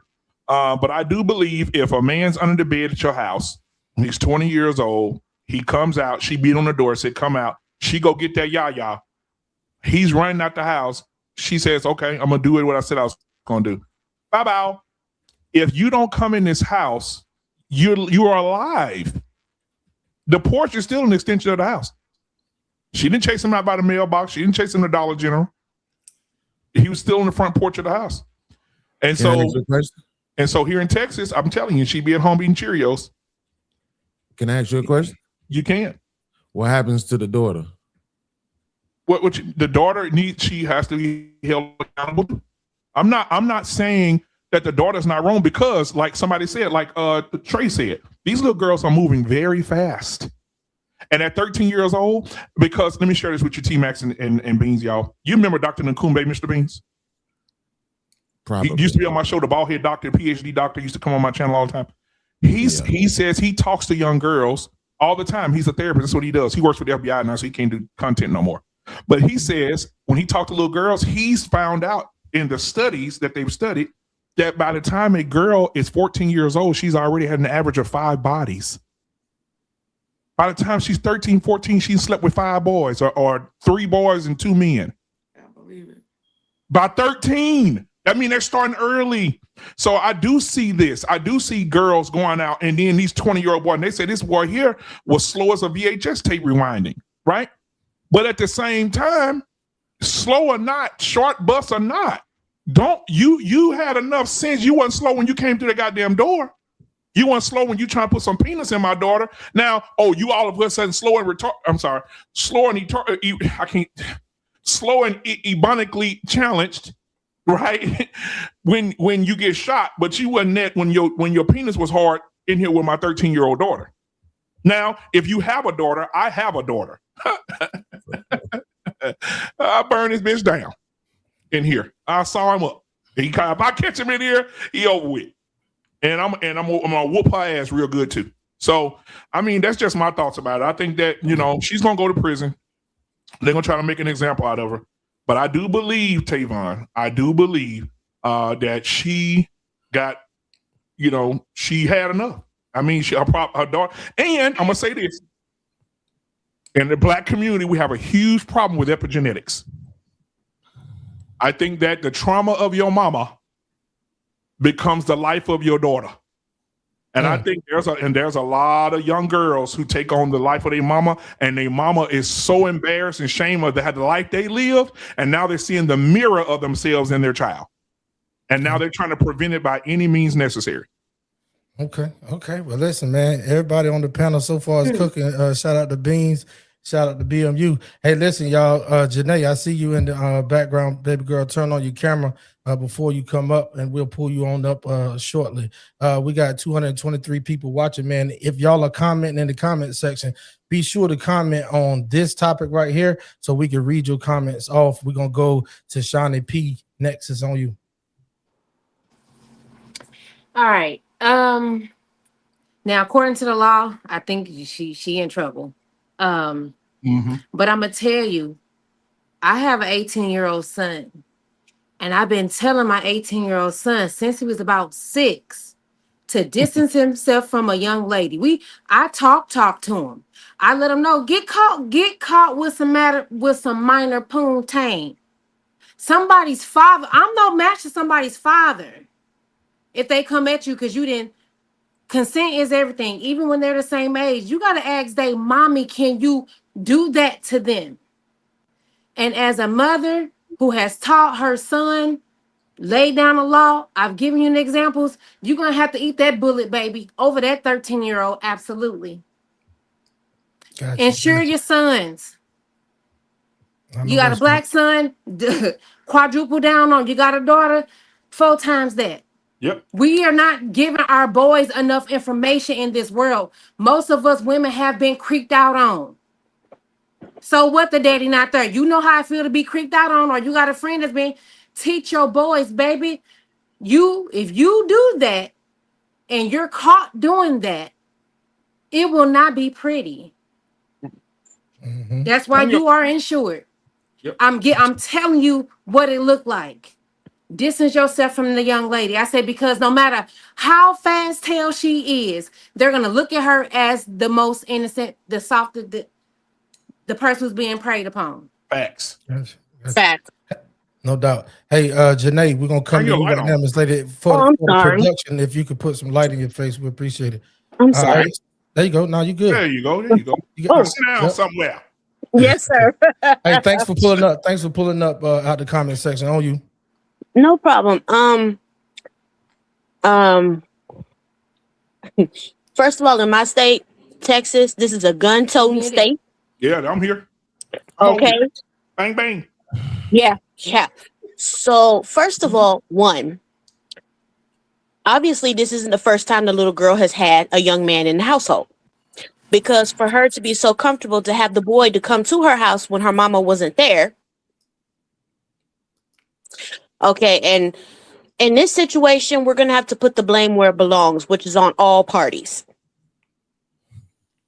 Now, 2 things, like you said, can be true at once.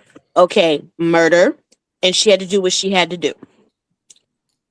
I grew up in a strong Baptist, black, traditional household, so I wasn't allowed to do nothing, and my father was military. So yeah, story of my life. Bless your heart. I know.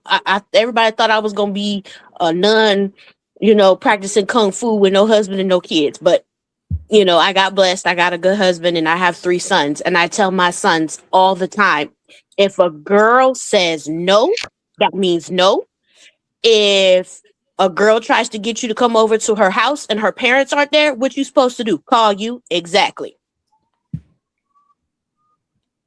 I feel that what she should have done was pulled her weapon, tell him to get his ass from under the bed, held him at gunpoint, called the police, and had the police pick him up.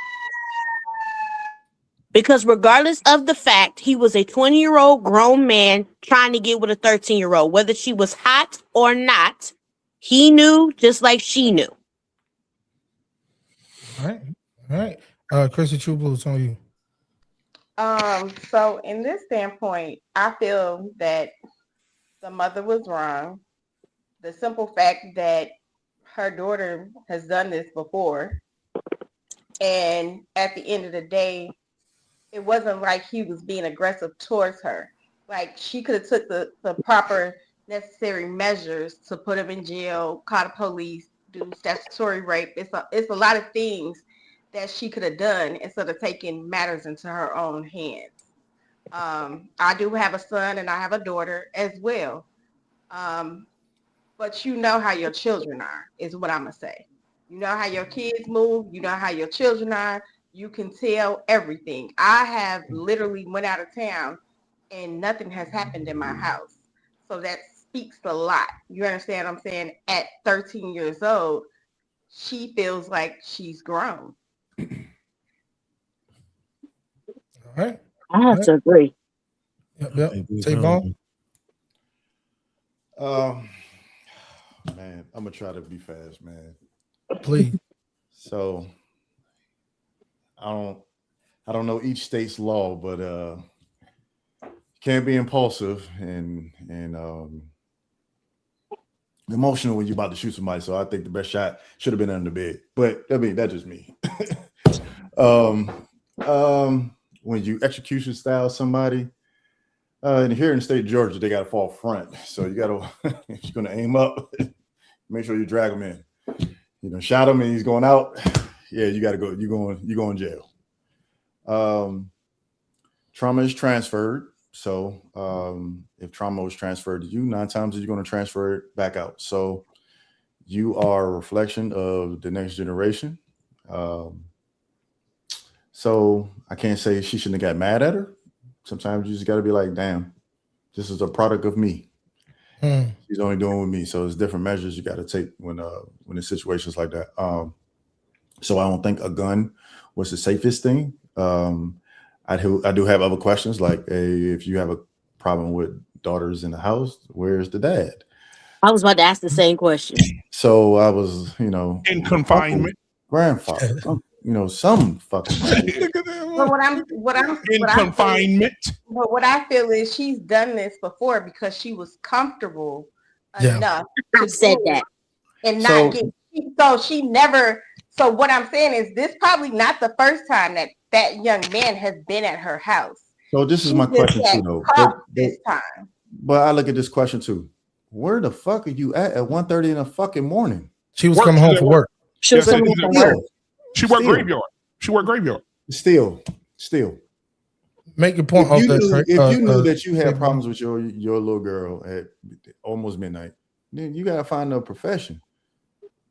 Just like me, like I was in the fucking army. I mean, this shit, I couldn't do 2 more years because it was breaking my family. You know what I'm saying? What's more important, your fucking career or your family? I mean, so let me ask you a question, Tavon. Easier for her?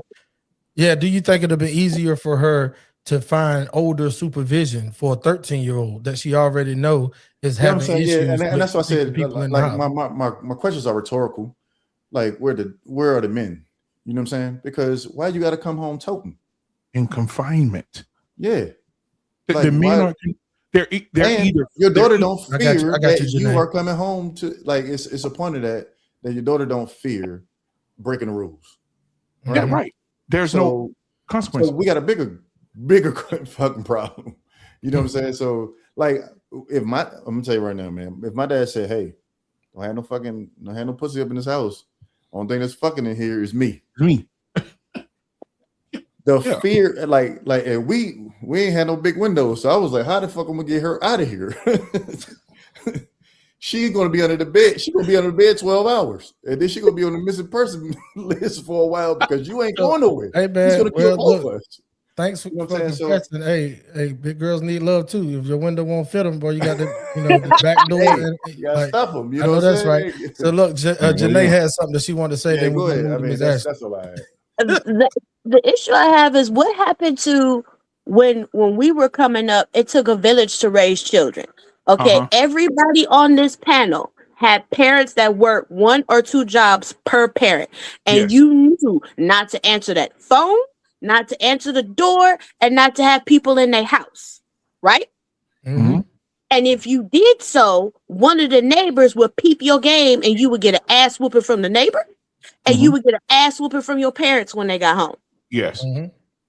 So, Janae, how realistic Can I do tell you you what think that happened? is in 2026? Can I tell you what happened? That's why I asked what happened to it. I can tell you. Let me tell you what happened.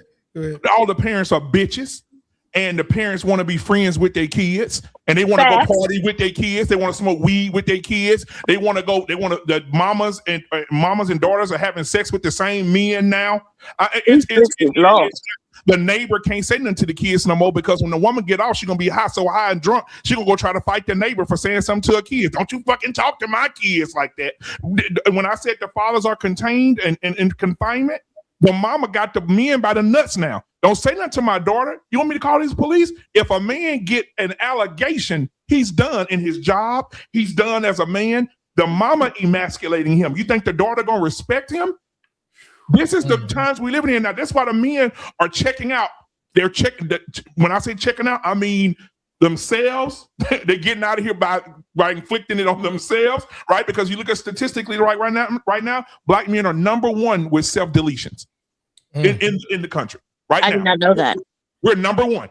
And so now you got to deal with being emasculated. You paying all the bills, your woman disrespecting you, paying all the bills, your kids disrespecting you. You go to work, the boss disrespecting you. Then you got to come back home. Men are checking out. They say, you know what, I don't want to be here. They take themselves out or they move out and say, you know what, fuck you and them kids.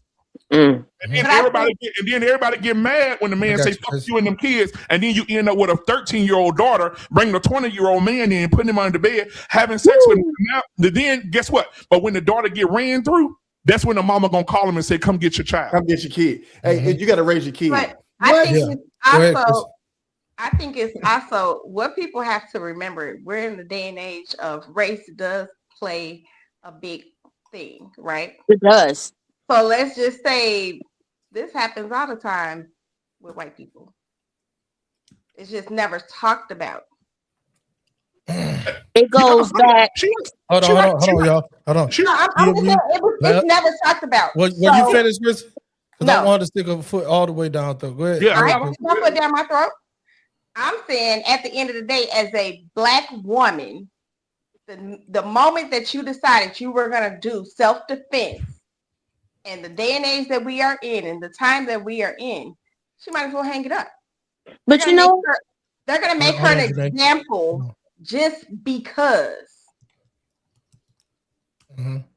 All right, BM, you had something you want to say? Go to Janae. We got to get to Ashley, y'all. You know why white people are different than us? Because the white people allow freedoms that we don't allow our children. And when the boy come over to our house, our mama tell us, if I find a boy in your room, I'm gonna kill both of you. A white boy come over to his girlfriend's house, he can go in the room, they can shut the door, they can watch TV, they can make out. No, not in my house. I wasn't allowed to do that. They can touch each other. Oh, in the white people house, they allow it. They do. I've seen it. Yeah, he can spend the night. So that's why you don't hear it over there in the white community. Ain't nobody, because they enjoy it. And then the little boy come over there. Now the parents know each other. Oh, little Billy over there. Yeah, he's over here, Bob. Man, your son's amazing. We want to watch the game. Kick back, get some peanut butter sandwiches. Hey, BMU, I'm gonna jump in real quick and speak up for the hood niggas. In certain communities, in our community, in the black community, if there's no man in the house, it's a lot of that fucking freedom going on as well. Exactly. We can't even play like that. I know the people on this panel is going to speak for themselves and say, not my house, but I'm trying to tell you that if mama is occupied, right, trying to entertain her boyfriend, if mama is occupied working, if mama is occupied using substance or whatever it is, or just sitting there chilling, and that's just the way that mama was raised, that she can have a man. Even when you got a single dad house, ain't no dudes coming up in there to kick it with the daughter. Right. Exactly. Right. And there's the double standard. Boys have a little bit more free leeway, but still in that instance, if there's a sister in the house, they still try to hold the boy to the same standard. So the sister can't say, well, he get to do it. Go ahead on, Miss Ashley. It's on you. T-Mac, real quick, T-Mac. I think when I was growing up, I'm 42. So when I'm thinking when I was growing up, right when I was getting into my 20s, I think this shit started to happen. I started to happen with the thing, like what you just said about the house, people living in the house and their freedoms in the house. And I remember talking to this girl, dating this girl named Javon, right? Shout out to Javon, pretty. I can't say too much. But talking to Javon, right? Javon mama was fine as hell, right? Javon mama come home. And I'll never forget this. God be my witness. Javon mama came home. I'm waiting on Javon to come home from work. Her mama get off work, come through the house on her roll wide open, butt ass naked. Walk in the kitchen, get something to drink, walk back. I said, whoa. I said, hey, Miss Tam. She said, boy, you done seen some ass and titties before. She said, if you was man enough, you get this pussy from my daughter to get here. Oh, I need some crowd for this. Lord. And guess what? I was 20. So I was 20. I said, hold on a minute. Wait a minute. What? I said, hold on just a minute. And guess what? As soon as her daughter came home, she said, I fucked your man. So BM, you told both of their ass down. She told her daughter, I fucked your man. She said, don't be mad at him. I walked through the house naked. I just wanted you to know because he's too scared to tell you. Oh my. I'll never forget it. Shout out to Javon and Miss Tam. There is a lot of competition going on with mothers and daughters a lot of the times, and they don't have to go as far as fucking their man, but they will restrict them. They will be mad. Hold on, because this could have been because see when that lady found that young man underneath the bed, she didn't know if he was 20 or 13. Yes, all right, and just like somebody said earlier, he did not look. I think that was Beans that said he did not look 20. Okay, so with that being said, she didn't know how old the boy was. She reacted to a boy being in the house. Do y'all think that she was jealous because she didn't have a man pulling up trying to see her? It could be both. It could be both. If she imagine a mama who lived her whole life, she got children. She probably got multiple children by multiple men. Let's just be real. And you see your daughter getting all this attention from these older men. Right? I'm talking in some cases, Ashley, not all. All y'all ain't out there like that. But I'm talking about I love the makeup queen. You look good, Ashley. Thank you. She took them glasses. Look, wait a minute, Ashley, turn your camera off. But anyway, listen. And then the dimples. She playing with us tonight. I don't like it. But anyway, so I forgot what I was going to fucking say. Somebody go. I don't even know. Ashley, on my damn nerves. This is what I haven't heard anybody say, and this is coming from a black woman who had a black mother. The mother-daughter dynamic can be a motherfucker. Yes. Block it, Ashley. My mama had me between the washer and the dryer. Because my mouth was slick. Oh, I know that. Right? And then the young lady that is on the panel right now, we have sons who are close in age. My son is 19. I agree with Miss Chrissy when she says, and the other young lady who is on the panel, you have to prepare your boys too. We keep talking about these girls, because little girls be lying about their age. I am willing to bet that it was not her first time having a man older in her home, and that nigga did not know she was 13. In them goods. Right? Well, what happened We don't know what happened to, like, when my kids was that age, I've seen their iCloud. I've seen everything my kids did. There was no privacy. But you weren't friends with your kids. You weren't friends with your kids. You was their mama. Home at 1:30. Yeah. Right. That's you. I'm willing to bet her experience completely different to where she feels like her only option is to be at somebody plant working third shift. She not checking no phone like that. Hell, by the time she get home, she might want to have her drink and lay the hell down. You know, you Probably. working. I'm a lead at a plant. I work 10-hour shifts. Now, granted, my kids are older, but I check phones. And I check them like I need to know your passcode because I pay the bill.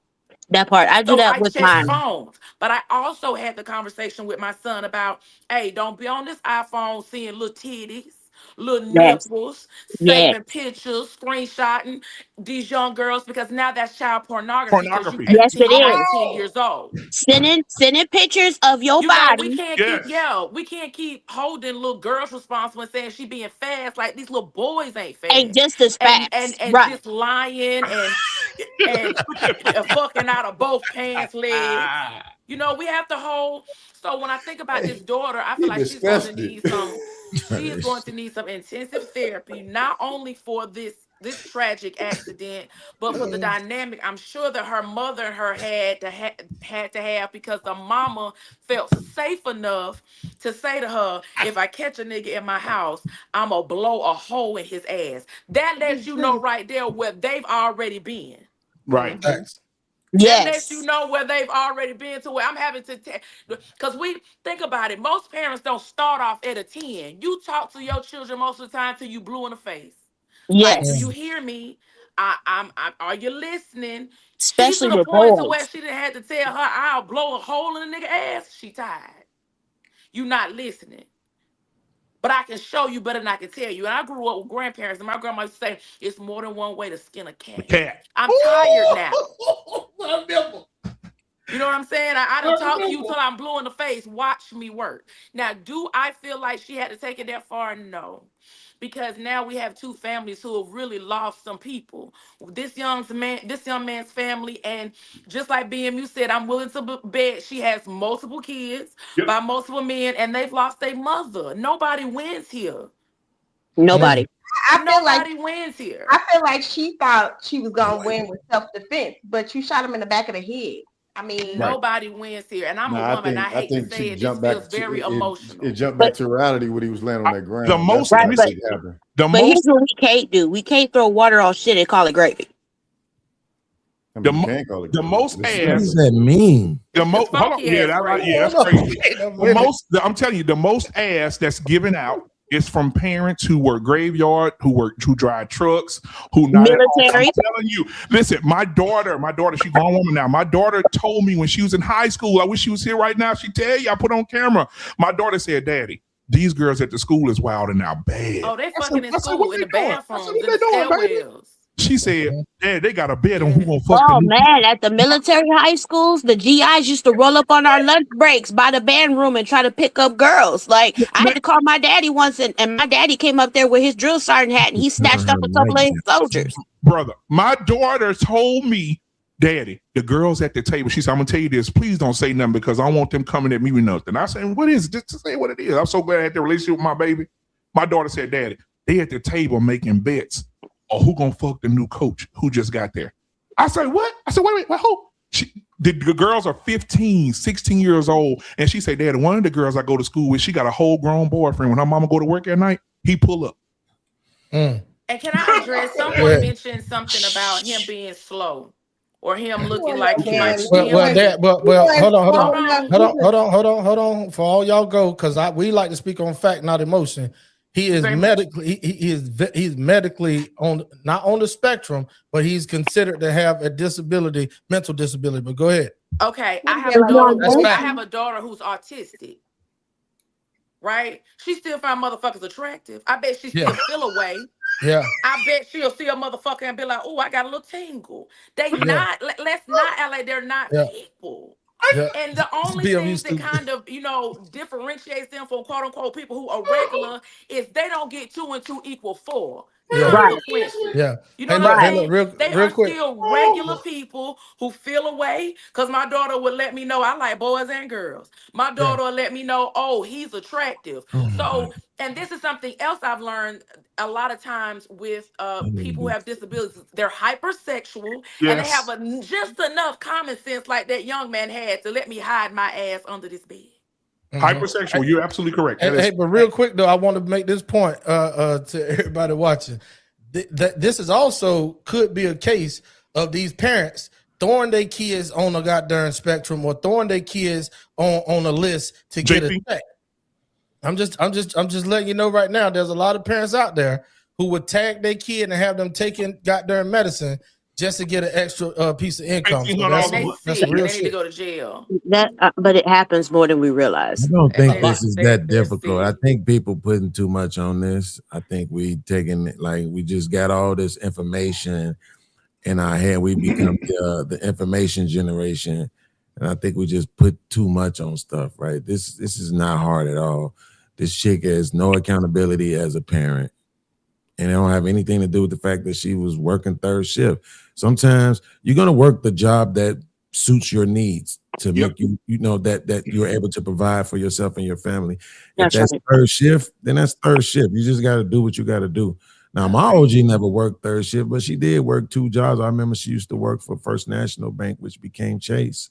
She worked on the trading floor and worked at Carson Perry Scott. And I hated them times because she was always gone, and I was an older kid. And but you do what you got to do. None of that matters. All this boils down to is that as a country, and sadly, even as a people, we don't value Black male life. Somebody put up a post, I saw it the other day, I had to repost it, and they used AI to change the genders. And they made the mama a daddy, they made the little girl a little boy, and the 20-year-old boy a 20-year-old woman, and said, now if he had killed this 20-year-old girl who was in his house, would y'all have the same energy? Here's the truth. I'm gonna lie and say yeah, but we know it's not true. Daddies ain't gonna do that though. Daddies not gonna do that to his son, catching his son with no girl. Right, but this is what I'm saying. Don't miss the point, right? The point is that we know people would be like, oh man, he didn't have to kill her. First of all, it's a man shooting a woman. Can we stop pretending that we were for 1 second was going to be like, oh yeah, he should have did that. No, we wouldn't have. That's a man, that's a woman. Nobody expects a man to commit any kind of violence towards a woman, let alone shooting her.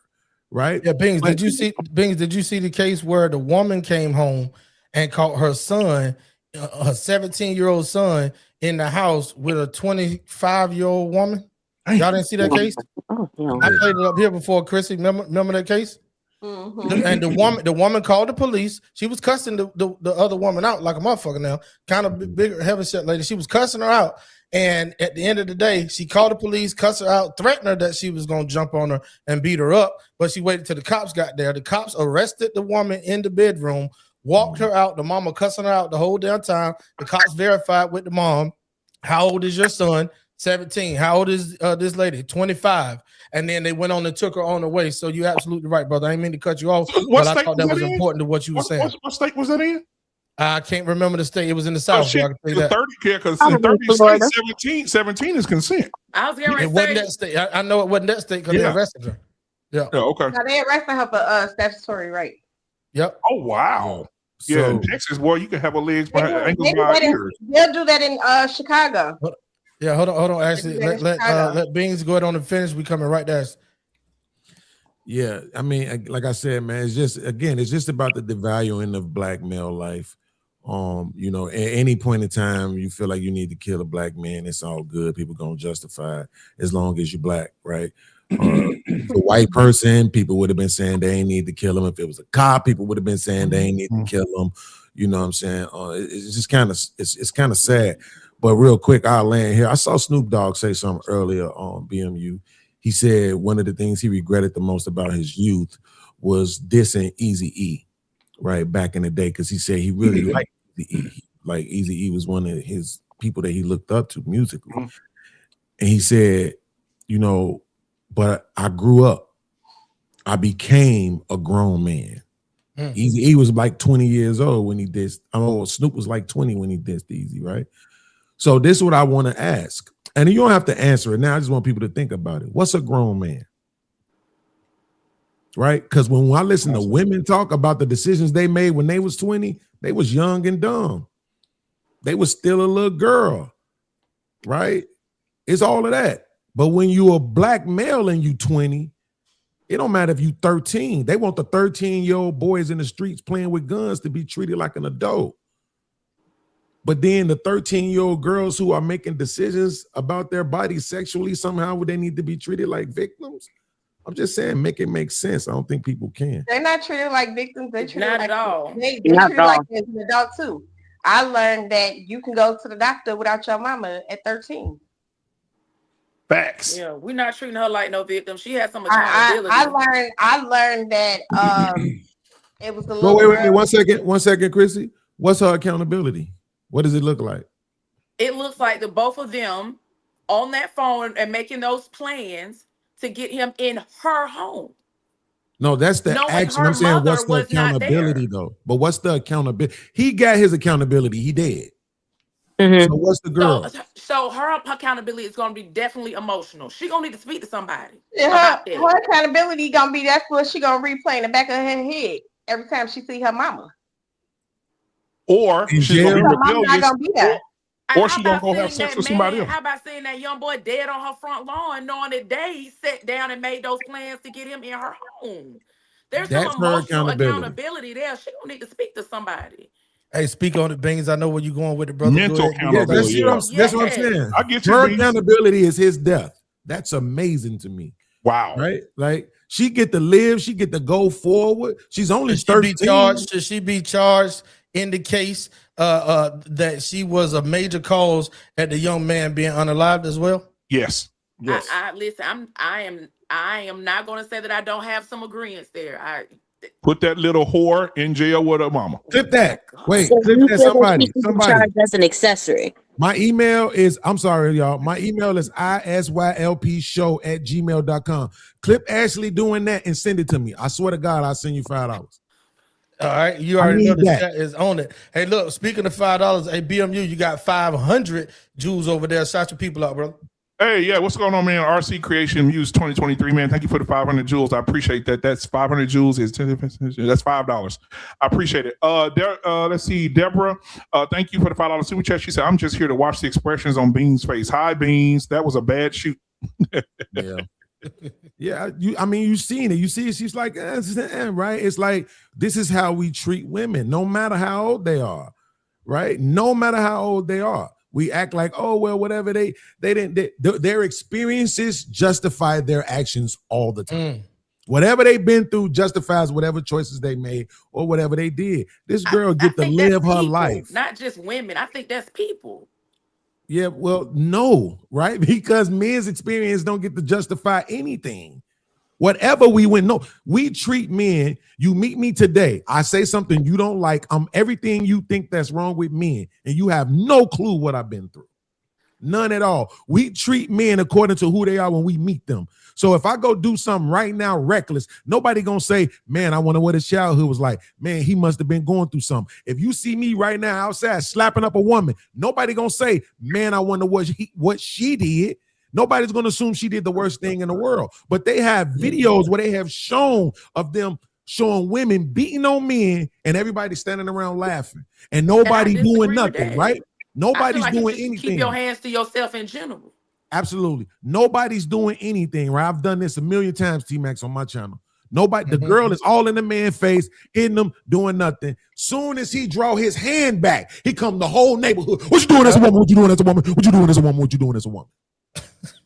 I mean, if you feel you bold enough to swing shit, I was learning that you keep your hands to yourself. You don't have the strength of a man. So, Christy, if you walking down the street and you saw a woman slap a man, and then you saw a man punch the woman, you wouldn't feel some type of way? You keep your hands to yourself. I told my daughter to keep her hands to herself, and she got a whole disability. Baby, keep your hands to yourself, because ain't no rules in fighting. Keep your hands to yourself. There is no rules in fighting. There's no such thing as a fair fight. Shoot you. Keep your hands to yourself. Ashley, can I ask you something? Ask me several things. I got the Do time. you think Puffy should be in jail? All that damn baby oil, yeah. Yeah. What about the stuff he's actually charged for? So there are some egregious charges. There are some things that he's been charged with that I feel like he should be. Oh my God. That boy threw me off. Go ahead, Ashley. Go ahead. Oh my God. The libertarian over there. Go ahead. Now you got to find somewhere to use it. Look, get the fuck off the panel if you cut get off, nigga. Listen, we're on the wrong channel. Go ahead. Go ahead, Ashley. There are some things I do feel like Diddy should be in jail for, but there also are some things, and this is, let me say this, as a woman, if you stay in a situation that is disrespectful, is harmful, is you at some point have to take some accountability, because I've had to.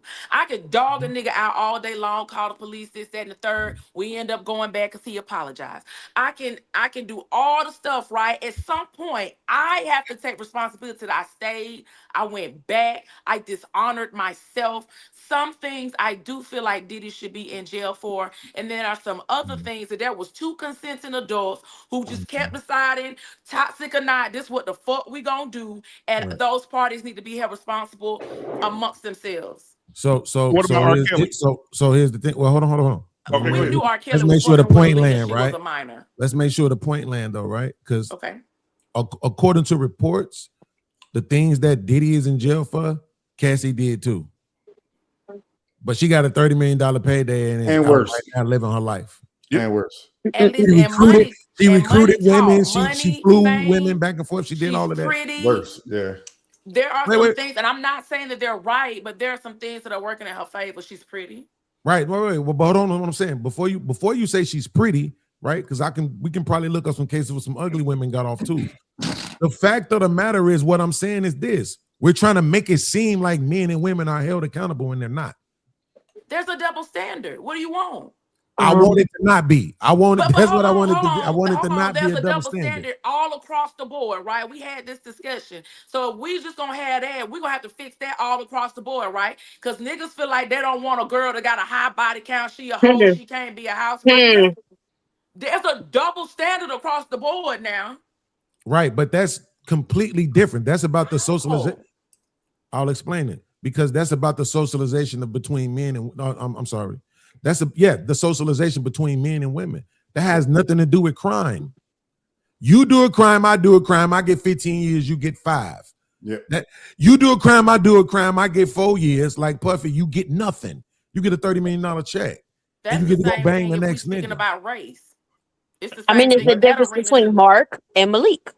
Mark can do things that Malik can't do. Hold on, wait a minute. Hold on, I'm lost. Break down the names for me. She's talking about Mark is white, Malik is the black. It's black. Mark can get away with more than Malik can. I was looking at Bean's face and he was over here. I thought Bean was frozen for a minute till I saw his eyes move. That's what I'm saying. But no, listen, man.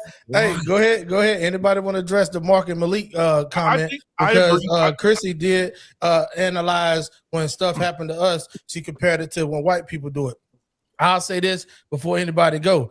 Why is it that whenever we compare white people's success, white people's overachievement, looks, if people are comparing like looks being better or demeanor or upbringing being better, we always quickly to say, fuck them, who cares what they do? Nobody care what white people do. But then as soon as something happened on our end that's bad and degrading, or we take it as if it's an insult to the whole culture, we want to go ahead on and compare ourselves to white folks and say we not alone. White folks do it. I'm going to come to Chrissy real quick because you made that comment, and then I go around the panel. Okay, so I can give you a prime example. It was a young lady here in Illinois. Okay, before you go to prime examples. I don't mean to cut you off, but y'all might think I'm being rude, but I got history with Chris and she do this shit all the time. Y'all get lost in translation. Okay, no, go ahead. I'm gonna let you finish, but if you don't answer my question, it's nothing to get lost in translation about it. It's true. It's a proven fact.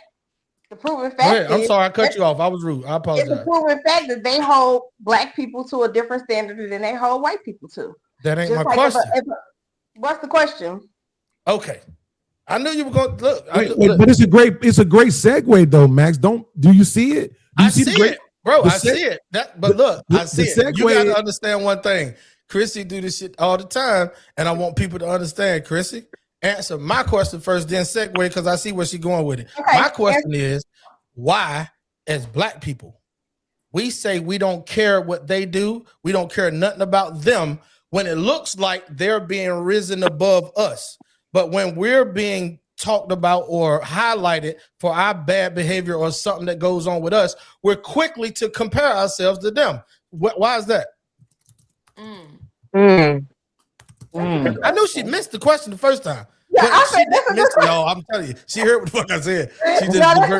That's a good question. I mean, to me, I don't feel we don't idolize ourselves. We don't compare ourselves. I just feel it's a difference when it comes to society.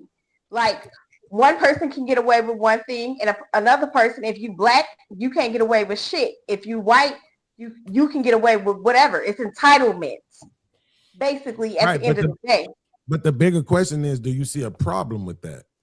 Of course it's a problem. Okay, so here's my question. Why don't women? Why don't women see a problem with their entitlements? Oh my God. He said, women, what do you mean? Why All right, man, thank y'all, man. I'm here every Sunday. No, don't you do that. Don't you do that, man. You got to at least stick around to hear what the shit she got to say back. Go ahead, Chris. I mean, women don't are see a problem with it because they benefit from it. But go ahead, Chris. I mean, women do have entitlement. And women always feel like they entitled, and it's a double standard. It's a double sword. See, right now, imagine this, audience, and I'm not making this up. See, I'm glad she just answered it, right? She said, "Hey, listen, man, it's just how it is." Well, just how it is for white people. Then let them get away with the shit that they get away with, and don't complain about it. Then shit, they get away with half the shit. We don't complain about it. What can we do? If you understand it, this is what I hate about human beings. I wish the aliens would just come and destroy this motherfucker, bro. Yes. They're on their way, bro. If you see somebody doing something, right, and you don't like it, you like, man, they doing that, and then that is wrong. And then you turn around and do your own version of that same thing to somebody else without an actual acknowledgement of it, right? This is exactly what women do. This is the reason why they keep trying to say that this boy is a grown man, right? This broke ass little nigga who was under the bed, right? That's your grown man, right? No, that's not nobody's grown man. By age. Right? By age. Right. Exactly. So let me ask you this. Do you think it's okay for a 17-year-old and a 23-year-old to be together? 23-year-old boy and 17-year-old girl. 23-year-old boy. No. Y'all don't? 17-year-old girl. Are we Listen, adding our something? grandparents did it and had 12 damn kids. Hold on, Ashley, because Chrissy and Janae both said no. But what if the legal age of consent is 17? My point. And that's in 30 states. So listen, I say this. No, Ashley, stop trying to save them. It's okay. I get it. The feminist in you is trying to protect them, but you just got to let them down this hill. We're going to do this tonight because it's important. We got a lot of people watching. Chrissy, Janae, but what if the legal age of consent is 17? And lots of places it is. Hold on, y'all. Both of y'all can't talk at the same time. Janae, go ahead and answer the question. We'll go to Chrissy next. Well, lots of places the legal age is 17. But you still answered. You still said that you had a problem with it. You didn't think it was right. I do, because mentally on the spectrum, what do they have in common? Right, a 23-year-old and 17-year-old. What? This is easily answerable. One is a man, and another was a woman. A lot. Attraction. Yeah, a lot. The only thing that's in common is sexual attraction at that age, What right? else do you need? 30-year-old women practice that. So now, thank you, Beans. I was about to say the same thing. 30-year-old women don't even know. It's the same thing with older women. They do the same shit. So it's like a 30-year-old woman with a 40-year-old man. What they got in common? He watched Good Times. She watched Sometimes. What's the difference? They don't got nothing in common, but they fucking. what it boils down to is that you just see there's a lot of baked in things, right, that we just choose to believe without even knowing why we believe it. We don't even question where we got this shit from. We just keep espousing and he keeps saying the same dumb shit. Here's the thing. My opinion is I don't think anybody under 17 should be having sex. I agree. We're on the same page. Hold on. However, I don't give a shit because that boy was 20 and she was 13. That ain't my business. I don't care. She chose to do that. When she's making her own choices, I'm gonna let her live with her consequences. That's how I parented my children. Right? When they got to that age, I was telling them, hey man, listen, that's on you. My son was messing up in school at 15. Hey, you the one gonna have to repeat, not me. Come on. Right. Those your consequences, those your choices. I found out my daughter was having sex. That you need to come beat on her. For what? For being a woman? I'm not gonna do that. But I'm just gonna tell you, no matter what these boys say, they just trying to get laid. They're gonna tell you the best looking, they love you, they want to be with you forever. If you want to have sex, have sex. I'm not here to tell you not to. I would only ask, don't bring me no grandkids before you graduate high school. My daughter just made 25. She ain't got no kids. So I'm proud of her for that. But at the end of the day, what I'm finna do? Beat all on you, cuss you out because you choosing to. No, them your choices. You gotta have to deal with the consequences of that. You go get pregnant, that's gonna be a baby you raising, not me. So what I'm saying is all kids aren't made the same, just like all adults aren't made the same. Right, but not everybody parents the same either. I get what you're saying. Absolutely. So now I had this clip that I wanted to share with you. I swear it's like literally like 10 seconds. T-Max, because I didn't want anybody to think, drop it back. I didn't want anybody to think I was making this up, right? And what? It's right there. And why it's Beans? Just 10 seconds. And why it's Beans, right there already. pulling it up for Beans? Let's keep in mind, we talked about this T-Max 2 weeks ago when he was on the show with me. 326,814 parents have signed children under 16 years old to be married to men who are much older than their daughters. So there's over 300,000 parents have signed their children, young 16, 15, 14, off to older men to be married in the United States. I think it's going to be more common now that this new generation of parents are coming in. Yep, because you got 16-year-olds walking down the street looking like Serena Williams and you think they're 25. What are you going to do about that? They're not built like we were built, but I was boxing them motherfuckers. I look like SpongeBob. I done held his ass and he said. And so you see the video? Hold on real quick, y'all. I just want to get it out the way. I just want to get it out the way. Beans and say the way that I was raised, my grandma used to tell me, you make your bed hard in hell, you turn over that many more times. All right, got you, Ashley. We're gonna go ahead on the drop this video. Hey, look, 10 seconds, man. Everybody try to be as quiet as you can so we can hear the video. Here you go.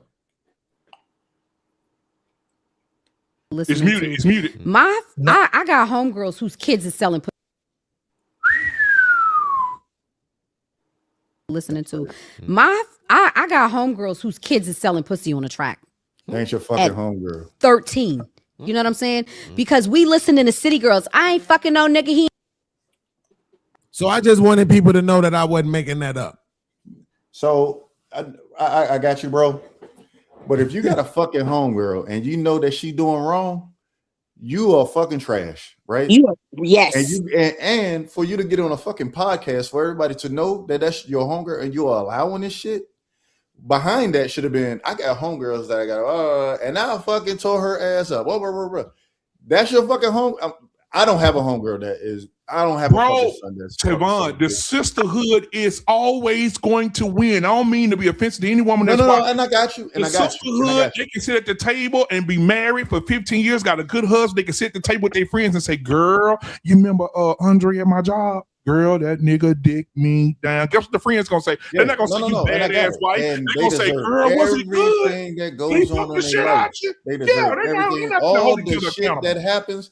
They get a flat tire, be stuck on the side of the fucking road. They get a somebody beat them up in the motherfucker, which they deserve all that shit. Yep. That happened with men too. That man who living by that happy wife, happy life, who done fuck Sarah in the bathroom. His homeboy is like, yeah, niggas, I know you been tired with that and happy he deserve wife, everything happy life. that comes with it. Go get you some in that big handicap stall. That shit happen both ways. Unless you got a good woman. I'm gonna say, hey, Javon, bro. Operate. Right. Those are the friends that you are. That's not the majority. Ashley, can I ask you something? Would you be willing to be a sole provider in a relationship, married to a man with kids? I have been. That but you're not that anymore. So obviously you didn't want to do it, right? Let's just be and it honest. You wasn't didn't want to that do that it, right? ended the marriage. And I talked about this on the last episode that we had about being a helpmate. There was a time in that season where I was sole provider for my family, and I Right. was married to a man who we didn't have kids together, but he came with 2 sons, and we all in one house. Right. So it was in a season. So you wouldn't want to do it for a lifetime like a man would, right? I wouldn't want to, but hear me. I can't consider my helpmate. Let's say that man that I took the vows to be a helpmate to lost a limb where he couldn't provide or something happened. I signed up for that. So guess what I'm going to do? Now, I ain't talking about no boyfriend, no nigga I'm fucking. I'm talking about my husband. We Right. made There's vows, a love, difference. honor, and I'm going to say the big O, obey.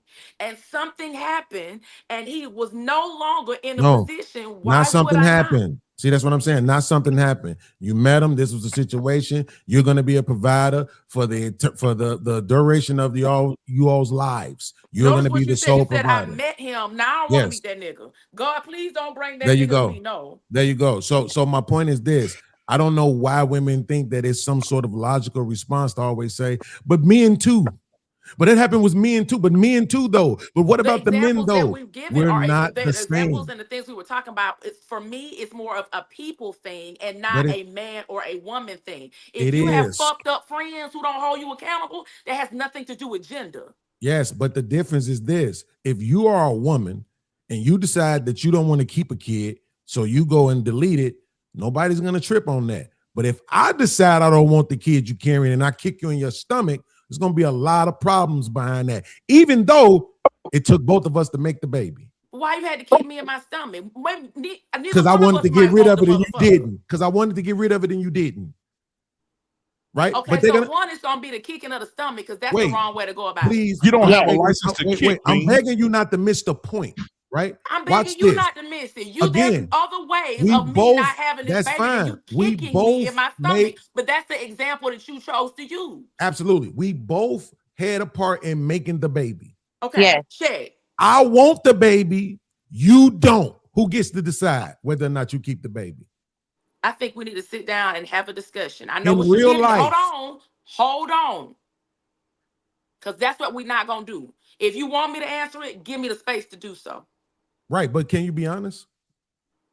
I've been nothing but that since I've been on this panel. Right. And what is going to happen in this life, in this time, is she having control over her body is going to make the choice to delete the pregnancy, whether you like it or not. But is she right? No. And that is my opinion. No. Right. But am I 50% responsible for that child? Yes, because you agreed to have sex with somebody without a condom. Got you. So even though I'm 50% responsible for the child, I still don't have the same say-so in whether or not the child is born. And listen, how about I'm going to hold you accountable to a different level? Why you lay down with a bitch and then have some conversation before you decide to lay down with her raw and make a goddamn baby? Wait, but see, that's called goalpost moving, right? Again, that's not goalpost moving. It is. No, it ain't. I hate that. Right, because it's to avoid the point, right? Which is what I'm saying is that not everything is what about the men, though? Some stuff is women can and men can't. Some stuff is men can and women can't. Okay, if you know that, stop life. complaining about it. Because I ain't sitting here complaining about it.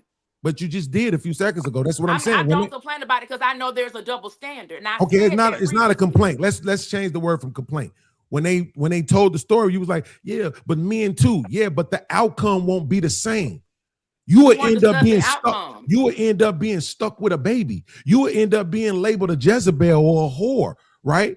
You will end up making your life even more harder for you, right? But it's even though it's still a chance that it could happen, it's a less likely chance that all of those things will apply to a man making those same whoremongerish decisions. So what I'm saying is we always try to equate 1-to-1, men to women. Everything is everything until we start talking about money. Now all of a sudden everything ain't everything, right? Now all of a sudden, you the man you supposed to pay. No, I thought everything was everything. I thought it was all 50-50. I thought everything was equatable, right? Just accept the fact that there's some things that men can do that women can't and vice versa, right? I don't have no problem with you making a determination on whether or not you keep. I do. Why you think I got 3 aborted babies and I ain't argue against? I didn't argue at all. Hey, look, that's your body, your choice. I understand that. I'm not going to argue with you at all. I'm telling you I don't want my babies deleted, but you got to make them choices for yourself. I understood that at a young age. I ain't going to trip on you on that, right? But what I'm saying is women always do this. Again, this is what I'm telling you. That late T-Max today, and I think I say some prolific shit. T-Max said the most prolific thing today. He said she didn't know whether or not that boy was 20 or 13 himself. She told her daughter, according to her daughter, right? Her daughter didn't say, my mama told me if I have a man in here, she said if I have a boy in here, which means the mama was willing to kill a young boy too. She didn't give a shit about black life. That's the biggest story here. She didn't give a shit about black male life. So question, do you think if he was white, she wouldn't have shot that boy who was hiding under her daughter's bed? I don't think she would have shot him. No. But it's a good possibility that she even though she told her daughter and she didn't put no race on it. If I catch on, well, she did. And I'm going to catch myself. She did. She said nigga, did she? Yeah. There go that.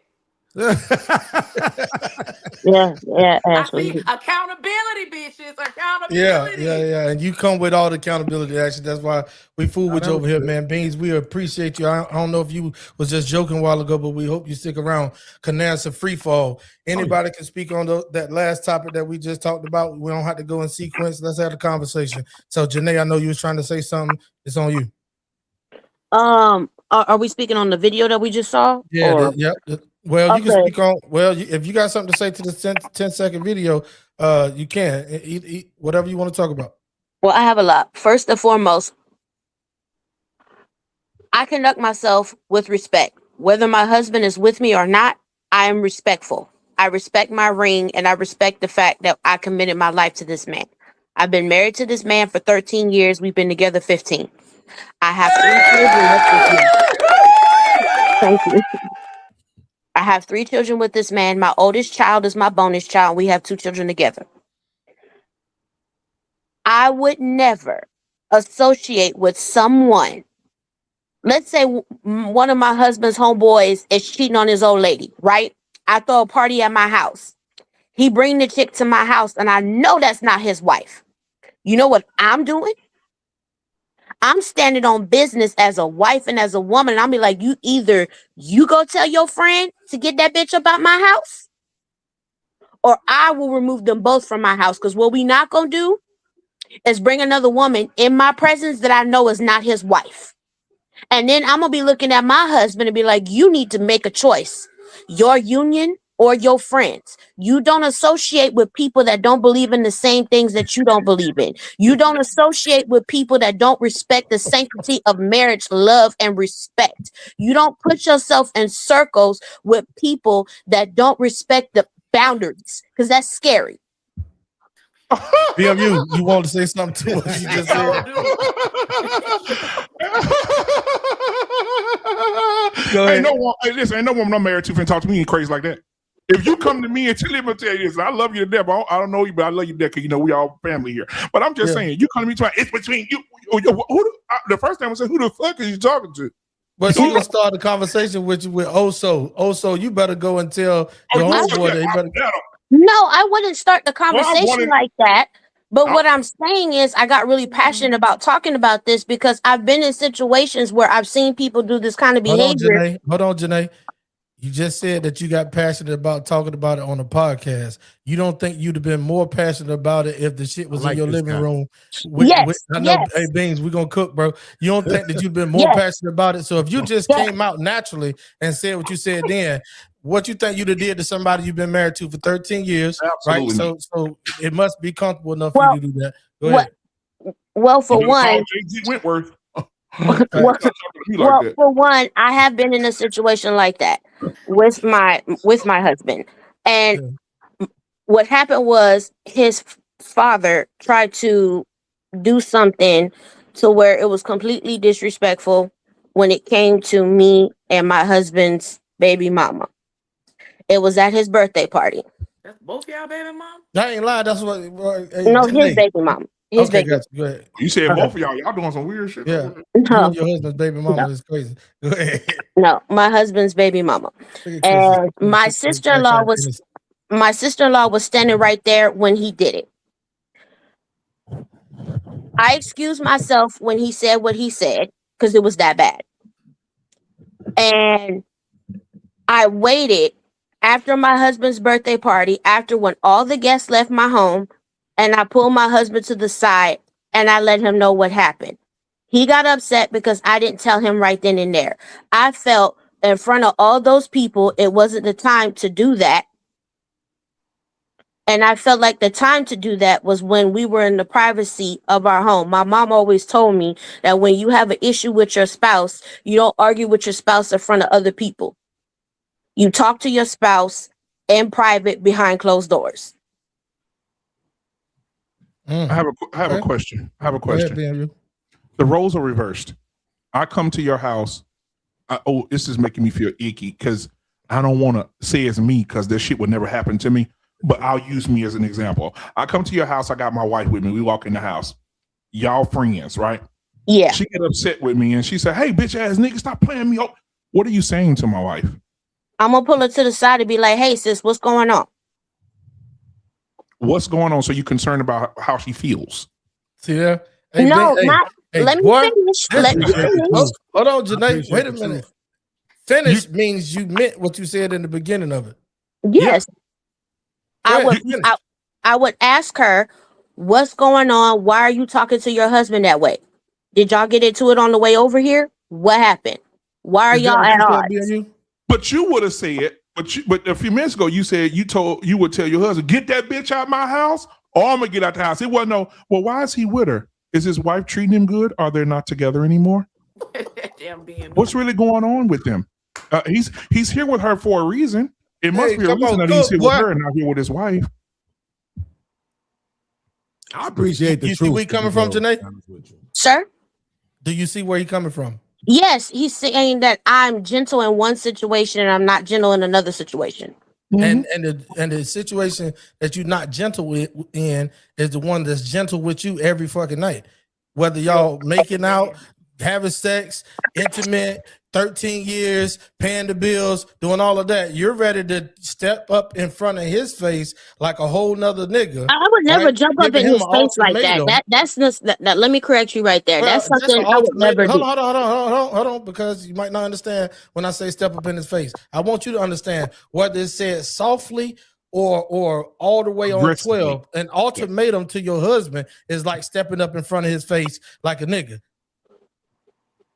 Yep. Giving a man, And that's I why I think start those laughing. can be dangerous in marriage. You gotta Yeah, watch yeah. your Yes, tone. yes, ultimatum. Yes, ultimatum Yeah. can be dangerous. Yeah. Especially if you feel like you're backing your spouse in a corner and they feel You're like not gonna do it. that you're not understanding them and you're not trying to reach an understanding with them. Absolutely.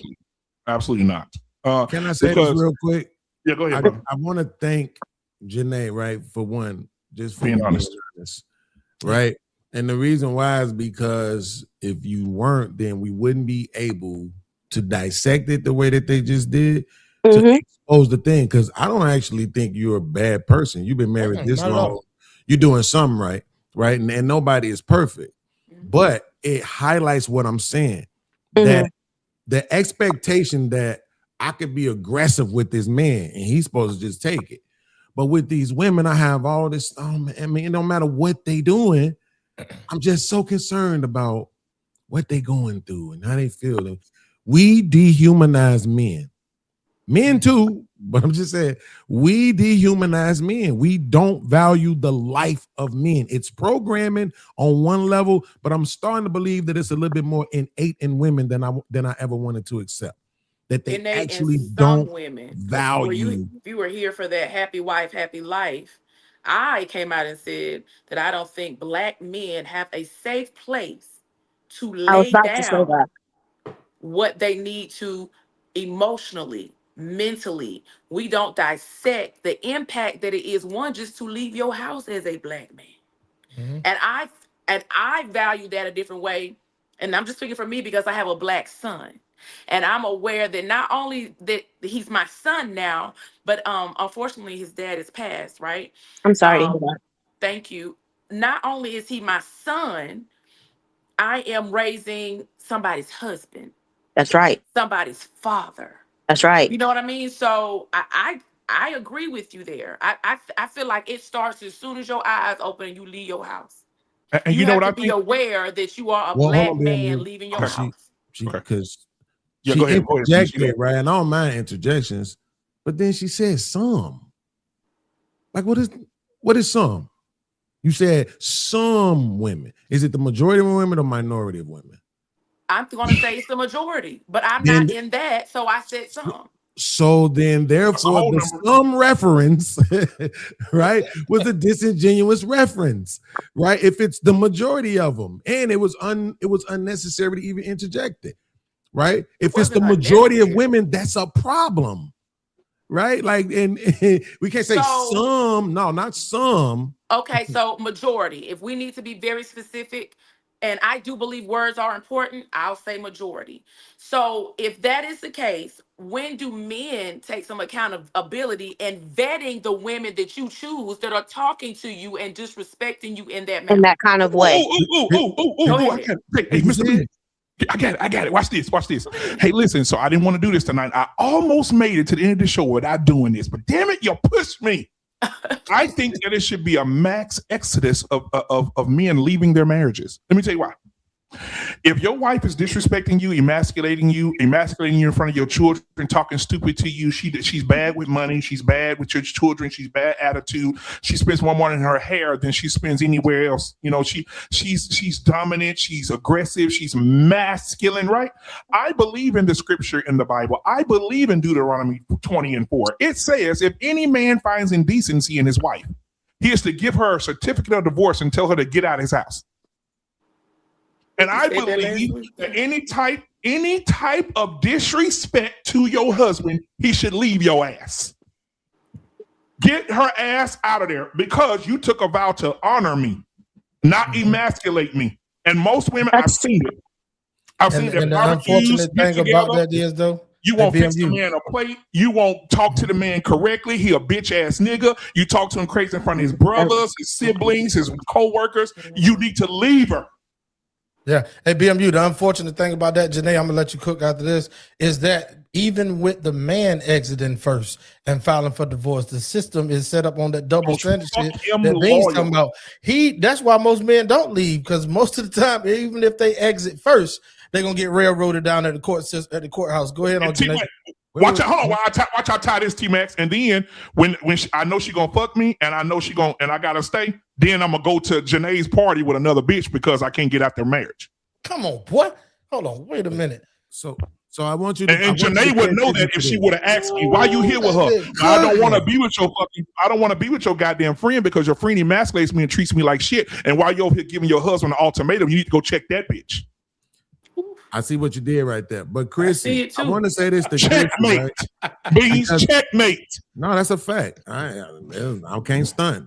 But Chrissy, when Chrissy gave her first take on the Scott story, right? I thought it was probably the most pure. But I want you to pay attention to this, right? So when I was speaking about the sisters, Ashley was like, some, right? She chose to interject while I was talking and said some. Right. Then when I asked her directly, is it the minority or the majority? She acknowledged, right, respectfully, that it was the majority, right? And then I said, well, if it's the majority, then the interjection was probably unnecessary, right? If it's the majority of women, that's a problem. And she immediately said, well, then the question becomes, why aren't the men blah, blah, blah, blah?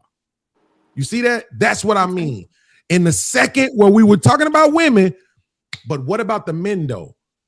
Right. And I'm seeing what T-Max is saying about Ashley. This woman don't want to be nobody's feminist. She don't want to hate men. So I respect her. But that's what I'm saying. That's the level of programming that women have. I'm jealous of the sister code. I really am. Because men don't give a fuck all the about time, other men. They don't I tell the fellas that all the time. At all. Right. They don't give a shit about men at all. They don't want to hear what you've been through, what you went through. Hey, we ain't trying to hear that shit, nigga. You 12. Get over it. Yeah, right? exactly. Like that's how it happened. But that's what I mean. That's why that boy did. That boy dead because what about the men though? When it should be my daughter got this. Now I ain't gonna say if I would have had a grown ass woman in my house when I was 17, I was screwing around with a 24-year-old woman in my mama's house, but my mama didn't know it because I was sneaking her in, right? Mm-hmm. But the crazy part about it is, if my mama would have found out, would my mama have tried to fight her? Yeah, because my mama was from Cabrini Green Projects. All right. But what if she didn't look? But what? Oh, that's a crazy. Hey, yo, I already know where you come from. You see what I'm saying? Yeah, but she but what wouldn't if have your mama killed didn't know her. that she was 20 though? Where's she from? Wait, but hold on one second, because I can't hear y'all. Y'all was talking over each other. But let me just finish. What I'm saying is this: would she have tried to fight her? Maybe some grown ass woman, in her opinion, at 24, is in her crib with her 17-year-old son, right? But I guarantee you, she would have went harder on me. She would have went harder on me. My punishment would have lasted days and weeks. She would have been mad at me. She wouldn't have wanted to talk to me. I would have been all kind of no goods, this and that. You just like your daddy. I would have got it way worse than whatever she would have done to that girl. You see what I'm saying? Because my mama wasn't no girlie's girl back then. Now, as she's gotten older, she's kind of gotten into the whole thing where it's like she has more of a compassion for women. You know what I'm saying? It's not straight up feminism because it's wrapped in the cloth. My mom is a minister, but it's not what it was when she was younger. When she was younger, she was ready to put her hands on anybody, right? Mm-hmm. I'm just saying, like, I don't understand how that works in women's minds, where we're talking about something and we're saying, man, listen, men are victims of our women. They're victims of their mothers, their aunties, their sisters, their cousins, right? They baby mamas, they wives, and all of that. And then it's like, well, why don't you pick a better dude? What? So when I see the neighbor beating the hell out of his woman tomorrow, I'm gonna be like, you should have picked a better dude. I ain't gonna try to help her. I ain't gonna try to stop the dude from beating her down. I'm gonna just say you should have picked a better dude, right? Nobody has that expectation. As a man, they expect for me to go do something about it. You see? But there's no protection for men, not even from a woman in your own family. There's no protection. And that's why these men be going the way they be going. I'm telling you, I'm 49, Ashley. Chrissy, I think you said you were in Illinois. I don't know if you're from Chicago. But I'm telling you, it was a time in Chicago. I'm from Cabrini Green Projects. Oh, man. You couldn't disrespect nobody's mama. No. You wouldn't disrespect nobody's mama, nobody's aunties, and all of that. When we came into the projects, it was a lady carrying her basket. The same gang-banging, thug-ass, drug-dealing niggas who shot guns all night was grabbing them bags and carrying them up the stairs. How you doing, Miss Jones? How you doing, Miss Johnson? Right? You say anything, flip it to her. Mouth shot for you. Eye shot for you. That's gone. That's gone. And it's gone because of how women behave. Yeah. Hey, listen, man, we've been cooking up here all night long, 2.5 hours. Beans, bro. I subscribe to your channel. I got 2 channels, so the other one is subscribed now. This one is. So listen, man, I appreciate you pulling up. We ain't done. Anything y'all want to add to the conversation? Because I'm trying to wait to BMU get back. We got to put something out real quick, but Sundays, 7:45, Beans, man, pull up if you're not busy, bro. Your voice is definitely needed on this platform. I know you got a bigger platform, and I'm definitely want to jump in over there when you got an open panel. I just want to reiterate my thank you to Janae for her honesty. I want to thank Ashley for the fact that she is trying more than most women to be objective, rational, and she cares about black men. She is showing that. And Chrissy, because her take on the Kendra Scott situation let me know already that she had a lot of compassion for men and what they deal with. So thank y'all for that, sisters. For sure. You're welcome. Definitely. Hey, that's how you got 16 fucking thousand followers. I got to get more like you. You know what I'm saying? If I do what you just did right there, because that shit was smooth as the liquor you drinking. If I did that shit right there, bro, I like it. I used to do that. You know what I'm saying? And then I got a 69,000 follower TikTok knockdown. That's when I say fuck being like that, right? That was cool. But I know you meant it from the bottom of your heart, and to their ears, they do appreciate it. But yeah, for sure. Chrissy, hey, you know, the latter part of the show, you know, Beans and Ashley went back and forth. BMB was jumping in. Anything you want to add? Because I know, you know, you kind of took a back seat. Normally you're out in front and putting people on blast when they say some crazy shit. You heard anything up here on the panel that you would love to address or comment on? I think you muted. Nah, she do this shit every time. Here we go. Is it your Bluetooth? You got a Bluetooth somewhere? No? Can you hear me? Loud and clear. There you go. Oh, so I look at it from both standpoints. They both had interesting standpoints. You got a lot. Okay, there you go. Good. They have both interesting standpoints. I understand where Ashley's coming from, and I understand where Beans is coming from as a black man, because I feel in society, black men do have it harder than anybody. That's true. Okay. All right. And I'm gonna say I don't understand. I can sympathize, I can listen, I can show empathy, but I don't know what it is to be a black man. Hold on. We got a comment I want. Go ahead, Ashley. Keep going. But I want to be a safe place for my black men. I do. I genuinely do. Not just because I am a mother, but because I also, it ties in for me also wanting to be a safe place for my husband whenever God blesses me with one. You'll get one, queen. You're a good woman. I appreciate that. Thank you. But it definitely has something to do with the fact that I have a son, and I don't want to damage him. I don't want to, you know what I mean? Like, I don't want to damage him, because again, I'm aware I'm raising somebody's father, somebody's husband. You know, we don't have sometimes, and I see, and I think it's weird, sometimes relationships between mother and son, it's almost like they treat them like that's their boyfriend or their husband. Yeah, like, and that, I don't understand that dynamic. That's weird to me. But I want to be a safe place for my black men, because I don't know what it's like to be a black man, but I have empathy for you, and I want to listen. And I want to be a soft landing place for you without always pointing the finger, without interruption, without being combative, without acting like I understand, because I don't, but I want to. So, Facts. Here's a comment right here that says it's the responsibility of our males to protect the community. Beans, what you got to say to that? I mean, respectfully, that person can't hear well.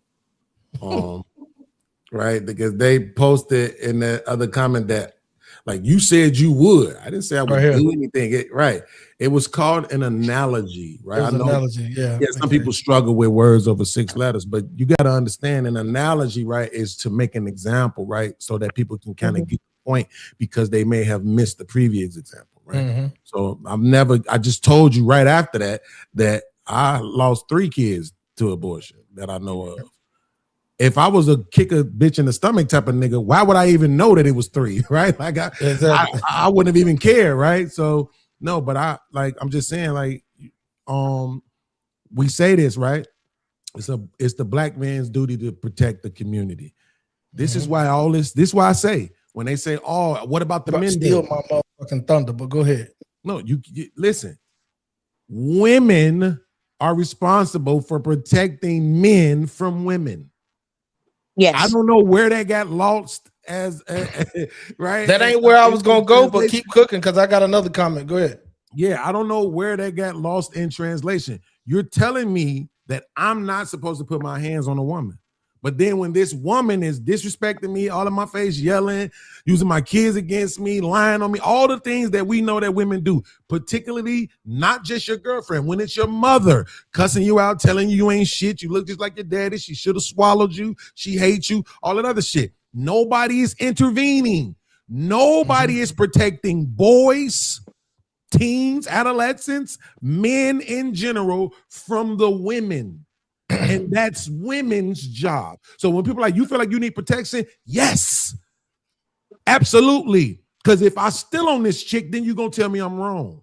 If I cuss my mama out when I was a kid and I was going in on my mama, I was wrong. I was homeless. My family wouldn't let me in. I was on the streets as a teenager, hopping trains and eating out of garbage cans and going to public buildings and trying to get food and shit.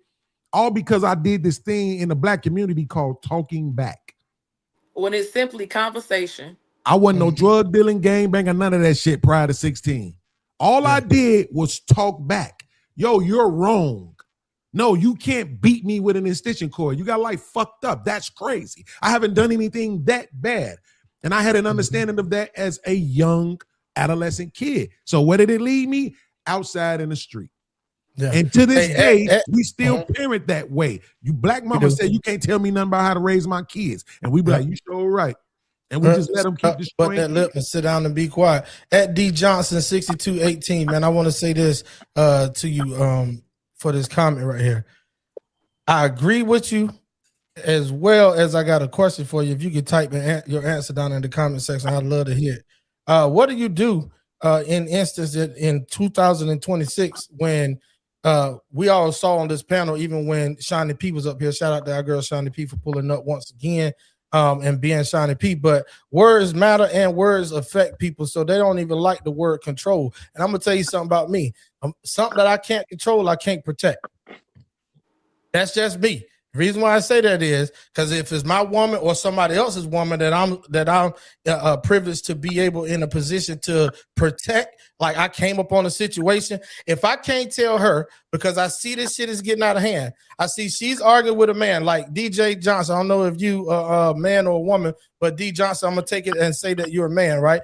If you're arguing with a woman and I come up and I don't know neither one of you motherfuckers. So if I come up and see that situation going on and I can see your whole posture changing where you're about to do something physical, if I can't tell that woman to calm down and let me not step in, but to even calm down, and she's motherfucker, you ain't got nothing to do with this, blah, blah, blah, blah.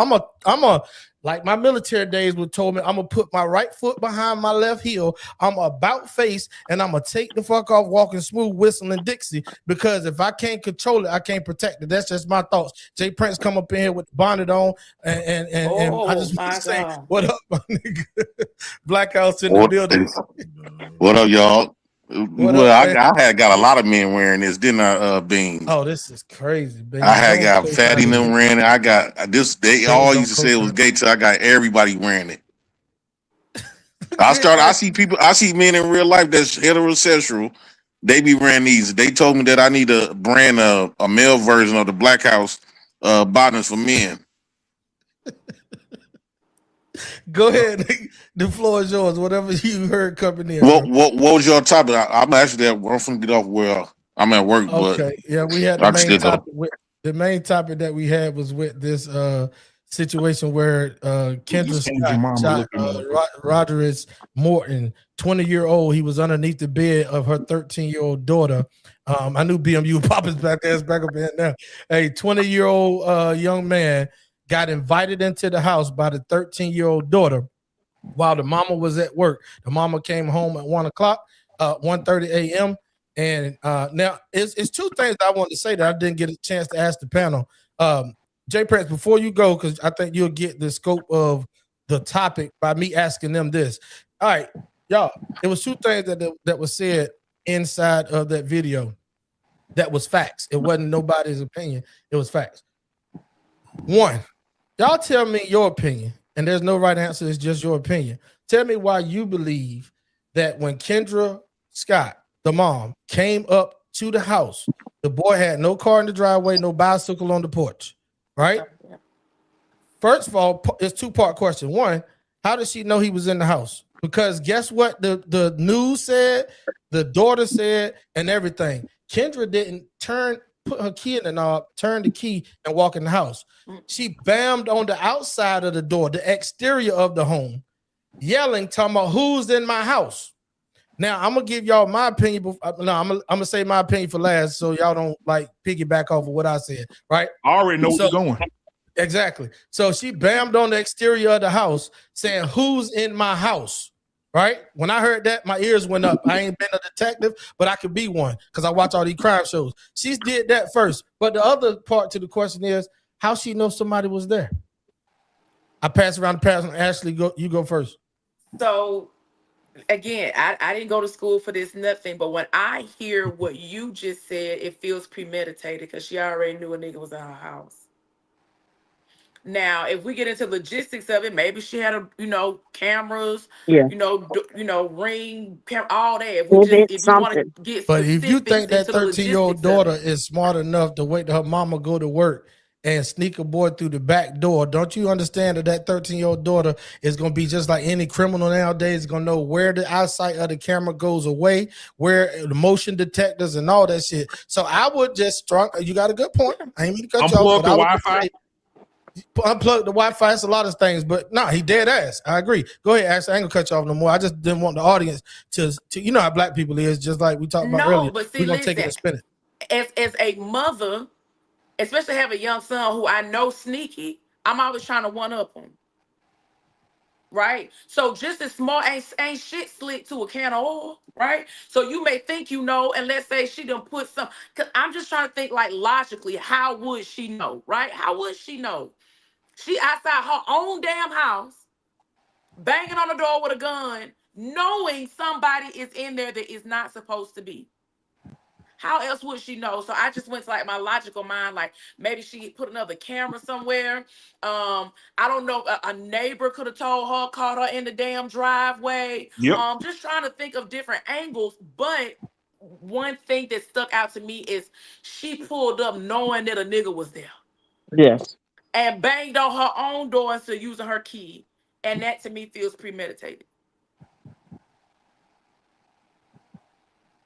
You muted too. BMU, I know you said you thought you knew I was going. I think you do. Go ahead on speak on those two topics. What's going on? Oh, that's your daughter. Okay. Go ahead and speak on those 2 points. I think that there was some, like you said, Ashley, I think there was some maneuvering going on here. I think that she knew the blind spots.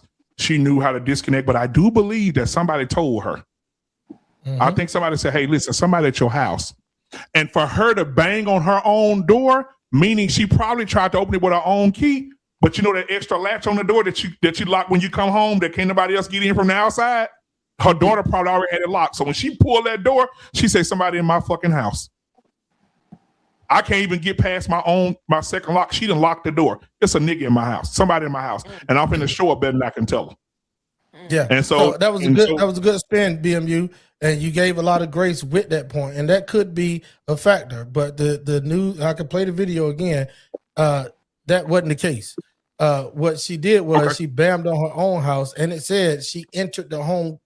The girl and the boy was still in the bedroom because I chopped it up and edited it, and I could send that to you. Where the girl started telling the boy to scramble. You know, the boy started scrambling, and him and the girl was trying to look for exits for him in the bedroom. So what I believe. The reason why she bammed on the outside of her own home, loudly saying, who's in my house? That was a way for me to get off for self-defense or some sort of way that I'm alarming the neighborhood that there's some bullshit going on and I am afraid for my life and I got a gun on the outside of my own home. And that's just my opinion. That's one way. It could be what BMU said. It could be what Ashley said. But that's another way of looking at it. You know what I was thinking? Go ahead. I think that because had that would have been somebody just breaking in her house, she would have never went in that house. Even if she got a gun, she'd been scared out of her mind. So she knew her daughter brought a nigga in there. And I'm kind of proud of her. I think she did right. Me, I would shut up everybody in that house because the main problem is not the man. It's not the man. It's your daughter that's the problem. Right, and so as long as you gonna keep your daughter around, this gonna be an ongoing thing. So what you gonna do? Shoot everybody that come in? No, you gotta stop the problem. I told my daughters them, you sneak somebody in my house, you probably get shot right along with the person. Because at that point, you invading, you doing something dangerous. You know how your daddy is. You doing something dangerous. You putting my life at risk, and I'm not gonna have to. It's not going to be no ongoing thing. I'm just going to come out. As soon as I go in my house, I'm dumping. If you get hit, well, you had no business. My nephew just got shot on this same type of scenario. Her 13-year-old daughter brought my nephew to take the car, they mama them car, and the stepdaddy and the mama shot up the car while her daughter was in there. Yeah, you said that last time. That's crazy. Yeah, JP, if you that damn grown to the point where you having grown men in my house, sneaking in my house, well, you deserve every bullet that he getting. Go ahead, now, Jay BMU. Prince, I want to have a conversation with you, but you got to take these midget panties off the top of your goddamn head so we can have a conversation. BMU, you know I always been running this shit. Come on now, this the president brand. What's up, man? That's the Black House brand. What's going on? JP solution is everything. JP solution to everything is dumping on everybody. I'm at work with my banker. I don't know if I come home right now, and my daughters don't know when I come to the house, guns is out. I'm just always like that. I'm not for come in no surprises because if you don't have your gun on you or your gun out, you can get popped. I always walk outside with my shit. I got shit. I'd rather get carried. I'd rather get judged than getting carried. Gotcha. All right, let's go around the panel. Anybody got anything to say? What JP said or what me and BMB cooked his on? own child. Yeah, because you damn right. His own children is crazy. Ashley, you got the face that you're making. You formulated your words yet? Go ahead. It beings if you want to cook on it, go ahead. I was just looking at some stuff about the case. First of all, I didn't know that this chick was out of jail. Let me be careful what I'm gonna say because I want to say some other things, but I say I'm on my own channel. Yeah. According to what I'm looking at, she got $100,000 bond. She out. She probably had to pay 10% of that. 10%. Yeah. So if she had 10 bands just lying around, then she probably wasn't broke. But unless you got 10 niggas that gave $1,000 each. But go ahead. I'm sorry. Cook. I'm just saying, like, I'm just looking at all of that. I'm like, I don't think this woman is gonna get any kind of real punishment. I don't know. I mean, right now she's charged with the real case, the 9-1. So it kind of looked bad based on the statements that her daughter made and all of that. But it's like even the way that they worded it, I'm looking at all of these different reports and stuff. It's all Memphis mother of a teen. Right? It's not like black woman or woman, it's mother.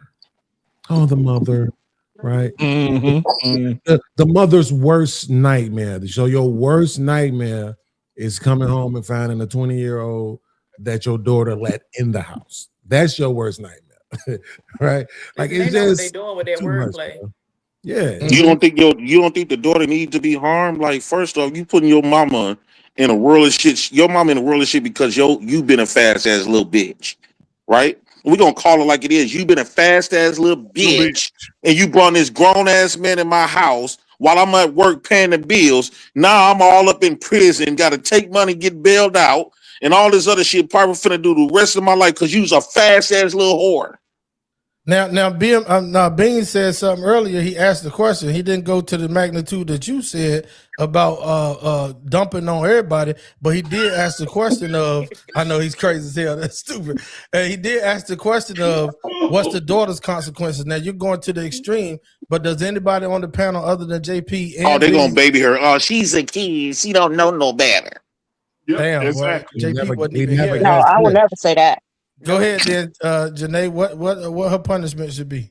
First of all, Beans, hearing your story, it brought tears to my eyes because I know it's hard living in a place like that. My father's from Detroit, and he didn't let the streets take him. He turned his life around, and I appreciate you turning your life around and doing what you do and spreading awareness on mental health, especially on mental health and wellness and safe spaces for Black men to have a safe space to communicate. I respect that. Thank you. Hell no. T-Max, hold on. Stop the show. Listen, man. She wants some meat. We are 52. No, I'm a married woman. Hold on, y'all. I'm a married woman. I'm a married woman. Hold on, y'all. 1 second. Go ahead, we are 52. We are 52 subscribers away from 1,000, and it's 73 people watching on this T-Max network. It's 165 total. We're gonna take 50. Come on now. We're gonna take 20 seconds for all you niggas, because I know y'all enjoying the show because you wouldn't be here if you're not. We are 52 subscribers away from hitting 1,000, and we can do it tonight. It's enough people in that's watching right now that can hit it right now. Go ahead and do it right now. Go ahead. Facts. Appreciate that, homie. Go ahead, Ashley. The niggas going, man. You good? Okay. Anybody else want to comment? I hope my kids don't put me in that situation. Then my daughter, she getting old, and she been doing like little stuff that she ain't used to doing. She forgot how dangerous I could get. And I just hope my 13-year-old daughter don't try me like that. And like be sneaking men in the house, especially no grown ass man, bro. Because I'm gonna look at, not only that because if I come in my house, it's a grown man. I'm not thinking about nothing else but shooting at the end of the day. And then I'm going, in my mind, I'm going to look at the whole situation. They only here because you brought him here. So to me, how I feel about the situation, you have to get rid of the main problem. And the main problem is her. It's not the dude's gonna come in because she's inviting them. So let's just say if I just pop him, okay, then next week, or I fight him or whatever the case, next week is another dude, and another dude, and another dude. No, if you stop the big problem, won't be no more dudes. Or somebody come and get her. They better come and get her within minutes. Hey, look, hold on, wait a minute. With that bonnet on your head, you sounded like my auntie. They better come and get her. I don't give a damn what nobody feel about it. I have the right to protect my house. Whoever in my house they ain't supposed to be. I got a right to shoot in my house. You don't got no. I don't blame Kendra for shooting that dude. I would got so mad at the daughter because now she all up in it. Now her whole life in it changed because some little bitch want to be fast. Yep. And I'm calling her a little bitch because look what she done got her mama involved in with this grown ass man. Anybody disagree? No, but I want to say this. We 43 away, T-Max. 43 away, T-Max. Hit the subscribe button right now. We're 43 away. Before this show ends tonight, we need to be at 1,000. So we're 43 away. It's 71 people watching. And I know all you niggas are not subscribed. Hit the subscribe button right now. Hit the like button. Hit the subscribe button. We are 43 subscribers away from hitting 1,000. 43. It went up to 80 now. So it's 80 what you just said. Hold on. Subscribe Ash just said something right there about JP. Go ahead, Ash. We know how he feel about his daughter or anybody's daughter and minor. Oh yeah. Oh yeah. JP didn't hear you. You got to come Well, close. I mean, if you notice though, I'm telling you, look, I'm not. I don't just be talking, man. I like, for some reason, Chrissy give me Auntie Peaches energy. That's my Auntie Peaches. Shout out to my auntie. This is my favorite auntie, super Christian and all of that. I love Auntie. She's the only one I can really. You stop talking to my old Wayne. Peaches above you, Dan. Go ahead. I ain't gonna take her shine. But you was doing good until you hit the super Christian part. Go ahead on. No, but for me, bro, I just want people to understand. I'm not trying to pick, but if you all notice, we haven't had a real conversation about the girl at all. Like, you know what I'm saying? We look at it this way. We could feel, our opinion can be that she was justified in the shooting. Our opinion can be that she wasn't justified in the shooting, right? Our opinion can be that he was too old to be there. He shouldn't have been there. Our opinion can be whatever else. But we can't talk about the girl. I just want to know why that is. No, we can talk about that girl. T-Max asked the question, what is her accountability? Earlier today, we heard that her accountability is that he lost his life. Like, she had to hear it. Like, that's not enough. We're talking about her, right? What is and when I say her, I'm not talking about just that one girl. Those 13-year-old girls out there on the track that the other lady in the video was talking about, that she know that exists, right? The 16-year-old girl who was dating the Boston Richie dude and waited for 4 years to try to say, oh, now that I'm 20, I want to say he was some sort of predator, right? Man, all of these young girls who deal with guys that are older than them, you don't get to tell me that they don't also know that it's wrong.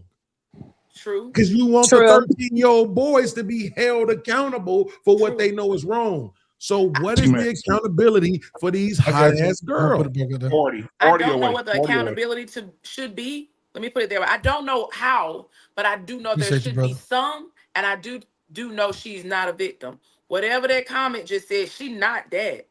Yeah, so let's put that back up there. BM, you wanted to address that. Before we address that real quick, somebody, Jay said the girl need to go to jail. That's what I said in the beginning. Go ahead on. She should be charged with right along with her mama. Or at least an accessory to the fact. Or put on so many psychotropic drugs to the point where she won't know she coming and going and be having sex with no man. Yep. But have her walking down the street butt naked with a Popeyes gift card in her hand.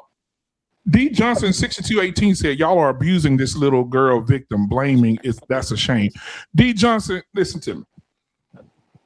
When did we the little girl?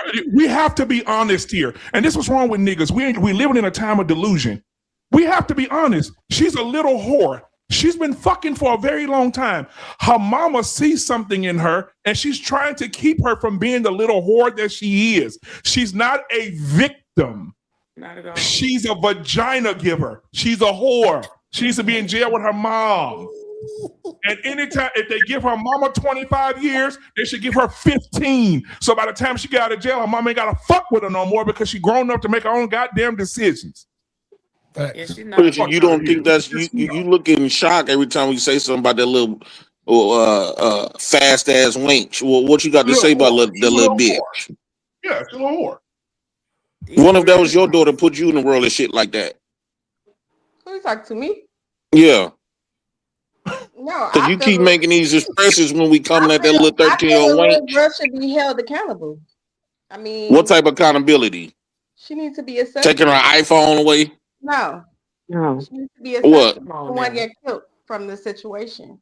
But I'm thinking to myself, she's probably. So what people have to remember is right when T-Max asked when she was banging on the door, her daughter had people in her house before. This is not the first time. Said that too. This was gonna be the time where she was tired, but I'm pretty sure that guy been in her house before. This ain't the first time. If she was comfortable and sneaking him in, she been sneaking him in. And her mama probably didn't know. And he wouldn't be there's no such thing as you wouldn't know. Hey, pull that comment up, T-Max, for me, so people can see that get to hit them subs. She knew. That's why. Just what Chrissy said, she was tired, and this conversation was, "I'm gonna kill me a nigga." Pretty much. But then that goes back to if you know your child, you know your child. So if you know you work, she fast as hell too. Right. So if you work the night, and you know you can't kick them out though. You can't kick your kids out. It doesn't have anything to do with kicking out. If you know your daughter is fast and you know she out here doing whatever, they have social media, they got TikTok, they have everything that we didn't have when we were children. I'll be right back. I got you, bro. So it's like at the end of the day, I'm saying the mother should be held accountable and the daughter should as well because someone lost their life. We're not talking about somebody just got a tap on the hand. You literally shot this young man in the back of his head. Why he wasn't being aggressive towards her. It wasn't like he didn't leave out the house. It wasn't like he was. He was with a 13-year-old girl. He a pedo. Oh, come on, it doesn't matter what. I mean, okay. He is though. No matter if she's 13. This is what I'm gonna say. It doesn't matter how old the guy was. It still does not justify her killing that young man. You a damn lie. There's you no a lie of force. There's no. We don't feel like that in real life. Hold on. Let me say this real quick. There's a case, I can't remember where it was. Beans, you may know what I'm talking about. There was a young lady on the phone. She's 14 years old. She's on the phone with her boyfriend, right? The boyfriend is 15, 16 maybe. And she's on the phone. And she tells her boyfriend say, listen, you can't break up with me. She said, yeah, we're going to break up. I don't want to be with you no more. He said, well, I'm going to delete myself. She said, go ahead. He deleted himself. She in jail right now for 15 years. I know what you're talking about. It was a white couple, right? Yes, ma'am. Okay, I know exactly what you're talking about, bro. But I'm saying they got her too. They got her. They charged her. Go to jail. Go to jail. Let's send the little whore to jail. But this is what I'm saying. I'm not, like I said, I believe when you are wrong, you are wrong. Because guess what? When you go to class for training for a gun, you know your rights and what you're supposed to do and what you're not supposed to do. So at the end of the day, she can scream self-defense all she wants to. It was murder. She had no reason to shoot that young man in the back of his head. And if she wanted to go about it the jail way, she could have called the police. She would have been arrested right then and there. I do agree. Well, I'm glad somebody made an example out of a nigga. I said that.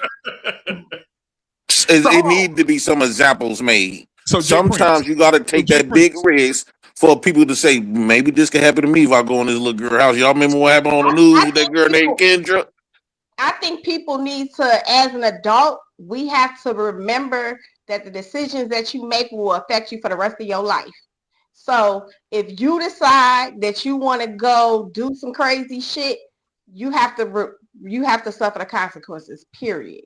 All right, before we move on, guys, we are 39 subscribers away from getting this man monetized tonight on YouTube. If you're watching right now, if you're watching right now, you guys need to hit the like button. It's 77 people watching. If all of y'all hit the like button right now and hit the subscribe button, this man will be monetized and his work will be paying off. So I need you guys to hit the subscribe button right now. We're 39 subscribers away and 75 people are watching on his channel. Hit the subscribe button right now. Go ahead, guys. Yeah, I think it's problematic, right? Like I said earlier, that we try to pretend like everybody the same. I like to use Coco Gauff as an example, right? Because when Coco Gauff was 15, she was a professional tennis player. She had the same schedule as the rest of the grown-ass people. Whether they was 20, 30, or 40, or 50 or more, she had the same schedule. She was making more money than her parents.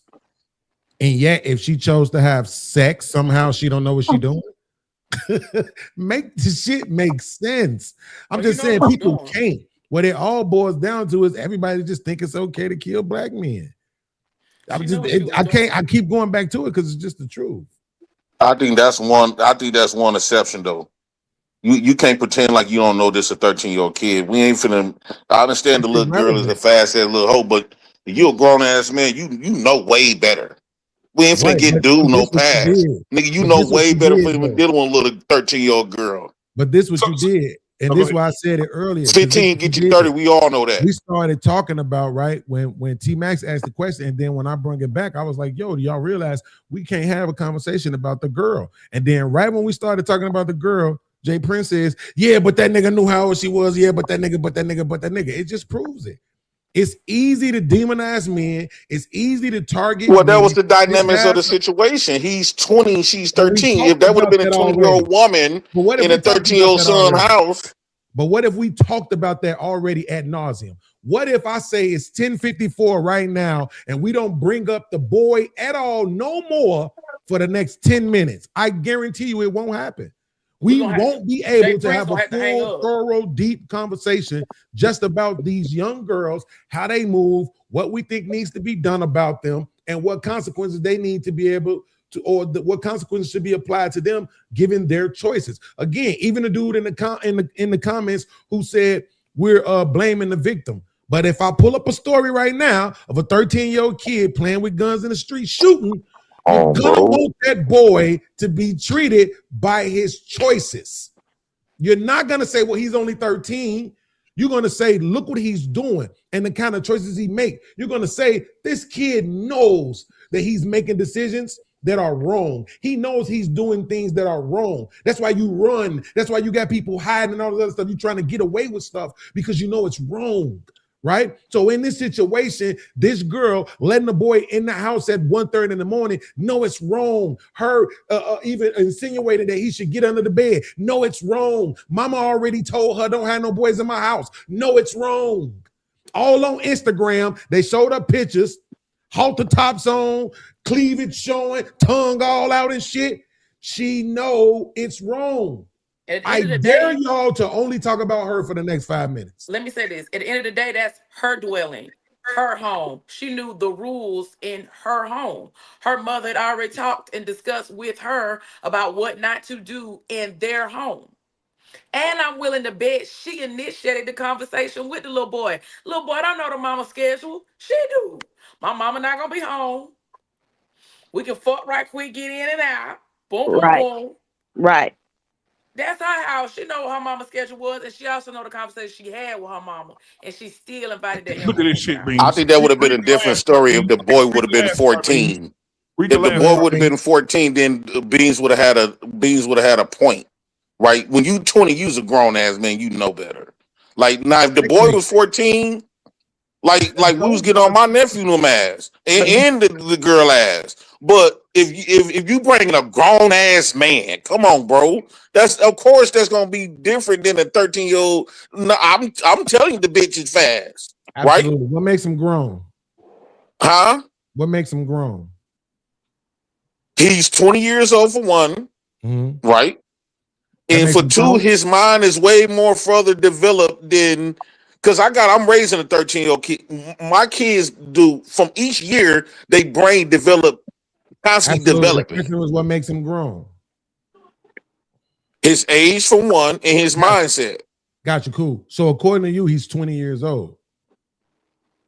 That's what y'all say. His age and stuff for 20, right? He can't buy liquor. He can't buy cigarettes. He can't He can rent buy a car. cigarettes. He can't buy cigarettes. You can be 18 to buy cigarettes. Not no more. Not in Texas, you can't. Right? Yeah, no. So Not in Texas. No, sir. he can't rent a car. I almost don't think it's some contracts he can't even enter into, but he grown though. So are you saying Right? he a kid?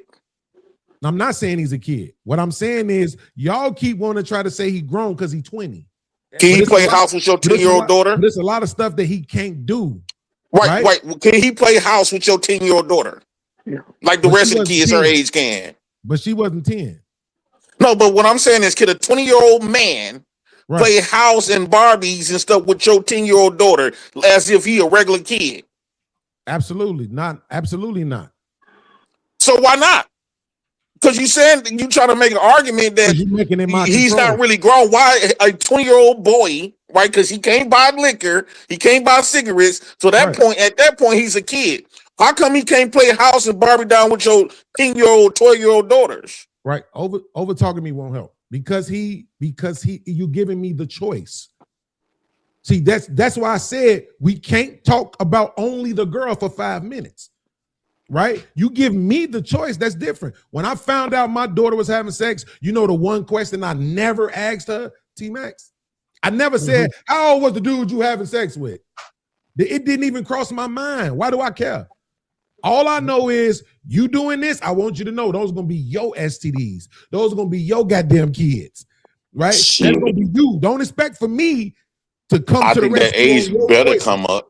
Ain't got shit to do with me. That's gonna be on you. I think that yes, I know your first initial thing, like why you having sex, but then you find out that man, your daughter is 12 or your daughter 13 and he's 20. Bro, that's gonna raise a different issue. But you keep saying this is what I'm saying. Hold on real quick, BMU. I promise. Okay, this for y'all. I'm just saying. Go ahead. This because this is my thing about this. This is what I'm saying.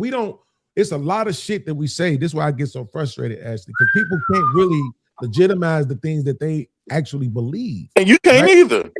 But I just did. Right? No, so if a 20-year-old boy come in and say, Mr. Beans, can your 13-year-old daughter come outside and play with me? Because you trying to make it seem like he ain't real grown. Because he not. Let him get it off. Right? Well, if he can't, let him get it off. That's the point, because he's not. You, homie. Right? That's what I'm saying, because he's not. Right? You could say he's a 20-year-old. I'm not gonna argue with you. But when you say he's a grown man, what the fuck does that mean? Because I can tell you like this. I've had women when I was in my 30s and I was unemployed and broke and shit and living off of women who told me I wasn't grown. They told me grown. They told me being grown was when you was taking care of yourself. They said grown didn't have nothing to do with the age. They said you out here living off women, making money off women, and all this other shit, selling dick. You ain't grown. I just think that's just people that be trying to find excuses. You ain't got no house. You ain't got no certain car. shit. You ain't got all this other shit. You don't got nothing going on. You ain't. I think grown. people be trying to make a lot now, of excuses to get away with a lot of shit. At the end of the day, when it's time for you to convict somebody of something, when it's time for you to whoop people with your words, now I want to use grown against you. But then the very person, if he was still alive talking shit, They'd be telling him he wasn't grown, he ain't had nothing going on. But you still won't let no 20-year-old man to come knock on your door and say beans. Could your 13-year-old daughter come outside and play with us? I would want a 16-year-old to do it, but he ain't grown. Hold on. Jay Prince, how you going back and forth on something you already answered and said yes to? I said no to. He said no. Go ahead, BMU. Well, he need to unpack that. Why no though? Jay Prince, I got something for you right Why here. is Jay that Prince. cigarette long as a goddamn Bonneville? But anyway, so I looked up the young man's did look long.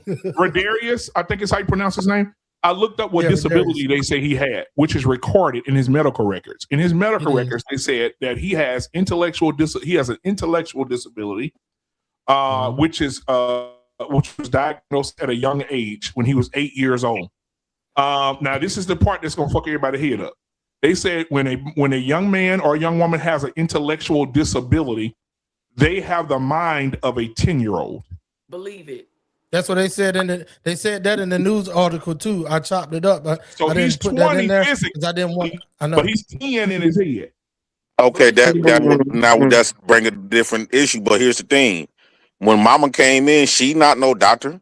She ain't gonna have time to be examined and talking to nobody. We ain't no walking psychiatrist. If he was 9. There you go. Because all she knows is somebody in her house wasn't supposed to be. She had every right. In my book, she had every right to get the dumping. Yeah, because you shoot your own child. You just be in there. You motherfucking right. Shooting all willy-nilly and shit. If ain't nobody supposed to be in the house but the people that's on the lease. Man, especially without my permission. Go on, smoke that Virginia Slim. Next. I mean, look, it's like this. It's like this, though, right? This is what I'm saying. And here's the thing, BMU. Here's the thing, BMU. I haven't argued for his mental capacity. I'm gonna be all over this, right? Yeah. But this case, I'm gonna be all over this shit way more than I was on the Carmelo shit. But I haven't argued for his mental capacity because here's what I knew: he 20, fucking with a 13-year-old. This nigga's stupid. Exactly. I'm already knowing it. And I got sneak over your mama house. It was me, bro. And then he hid under the bed. It was me. I've been there. I know what that's like. People, that's what I'm saying. When we want to make arguments, we will contradict ourselves, right? Again, when I was 24 years old, not when I was 24. I would say when I was about 28. I couldn't find no job. It didn't matter. I was applying everywhere. Nobody wasn't giving me no chance, right? I had already had a background and shit. One domestic and one felony. So they wasn't giving me a shot, right? But the thing is that I had to realize, it took me 12 years to realize that mentally I was not there. Because when I actually left Illinois, Chrissy, and start getting job after job after job after job, then one of them motherfuckers lasted longer than 90 days. Mm-hmm. I was not emotionally or psychologically prepared to deal with what we call the real world. I've never had a job longer than 9 months, but I've been podcasting for 5 years. See, because I'm in control of this. Nobody can't fire me because of my mental shit. You see what I'm saying? Mm-hmm. But when I had to go out and deal with the real world, I couldn't deal. Like, you motherfuckers are insane. Y'all think I'm insane. No. I went through trauma, right? That's what's going on with me. But y'all are, you think, Ashley, didn't you say you work in warehousing? Yeah. Lord, Ashley, can you take 30 seconds and tell them about micromanaging? Because I know you know about it dealing in the warehouse. And I hate doing it. Micromanaging. I was about to say, she the micromanager. Bro, this is what I'm saying. Micromanaging Bless you. For somebody who is not, we're not preparing these boys to deal with the real world. I heard a few black women say this, and I land here, BMU, and it was like right around the time 2022 when I had first started podcasting. I started in 2021. Mm-hmm. But in 2022, I remember seeing like about 15, 20 different women on Facebook all sharing the same story, Chrissy, that they watched their moms raise them and love their sons, right? So now when they were looking at their own lives, they were 24, 28, 30, jobs, careers, houses, pit bulls. The boys was still at home with their mamas, laying up on some woman, not developed, not ready to enter out into the real world. Then you start listening to the women talk. It ain't enough good men out here. Y'all be broke. Y'all still in at home with your mom and all this other stuff. Well, that ain't the majority, but it's enough of them that it matter when y'all already outnumber us. Yeah. So the good man ain't gonna be available for you anyway, right? So now you got all these other men, and they saying they can't read. They got fourth grade level reading and all this other shit in their 20s and going into their 30s. So this is what I'm saying. We're not preparing these boys to be men. We're not preparing them to be quote unquote grown, but we want to say because you a certain age, you that? No, kill yourself. I won't allow that to happen on my watch. I'm going to study the person that we talking about, and I'm going to assess them where they are. And that's how I'll judge them. Yeah, not well, I think that JP, hold on, JP. I hold your comment. I'm gonna go to Ashley, then come to you. But before the comments get away on the micromanaging comment that I made, I ain't saying that she a bad manager and she just going in. Ashley is 5'1", so that makes her a micromanager, my nigga. Go ahead, Ashley, it's on you. Go ahead, Ashley. Kick this nigga off. Send $50 to get him out of here. That was good. But I keep going. Nigga sent $50 to this channel. I'm out. I have to agree with Beans because again, I have a daughter who's autistic and she's quote unquote by age is grown. But when it comes to again, 2 and 2 equal 4, let me not do this, being psychologically 24, she about 10. Right. She is on, now hear me, she is grown in age, she grown in body. If you look at her, because she is high functioning but artistic, right? Mm-hmm. She look like she regular 24 till you open your mouth, you have a conversation with her, you start hanging around her and seeing different tics and different things that she does, and then you aware, oh baby, you just 24 by how long God has kept you. Mm-hmm. Not in your thinking by far, but I'm sure a grown man who doesn't take the time nor does he give a fuck will ignore that. Well, let me say, will make the choice to lay down with him, and he'll make the choice to lay down with her. And at that moment, I'm gonna talk to her on her level. And when I say on her level, like eye to eye, because her mind is not that of someone who's 24. But I'm still gonna have to let her know that once she laid down or made the decision to lay down, there are consequences. And I have to also be mindful. And I think sometimes we lose this because we are 40 now, in our 40s. We didn't get here being 40. We've been somebody's daughter. Fucking. We've been somebody's daughter sneaking a nigga in the house. We've been somebody's daughter fucking a nigga who was weak. Baby, listen, I tell my own business. Met a nigga in high school. I'm still in the 12th grade, and that nigga was in his 20s. You know what I'm saying? And I was sneaking out my window, jumped out the window till I couldn't jump out no more. One time I went to jump back in, and my grandma had locked that motherfucker. You know what I'm saying? We forget that when we're dealing with our kids that we've been 19, we've been 13, we've been 20, and we talk to older people. And I don't know why we forget that when we have kids and we're an adult now, like we ain't did some of that same stupid shit. So let me say this on to that. Just because there's places for kids that's mentally challenged. In fact, I'm working with some of them now.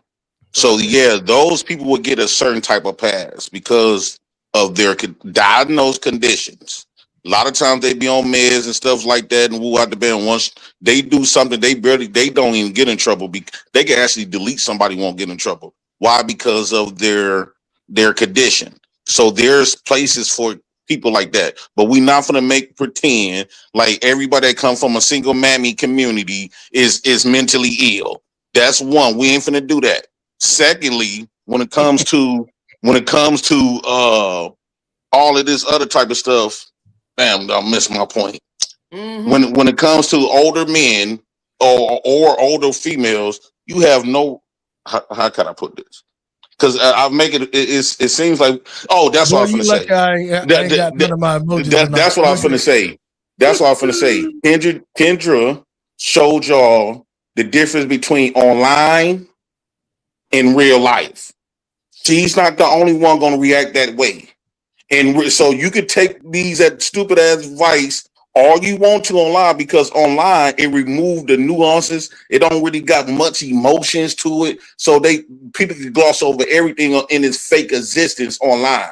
But in real life, If a grown man is hanging around your 12, 13-year-old baby, everybody in that community gonna have a problem with it. If you go to prison, he gonna get nailed, right? So this don't be to the audience. Don't be sitting up here thinking that people are okay with this stuff in real life. Kendra, that this case is showing you everybody ain't gonna react how the way these people be trying to normalize older men, and they bring it up a time when they was a kid and all this other stupid shit. No, if you deal with somebody's kids in real life nowadays, there's a lot of men around, and back in the day we used to fight.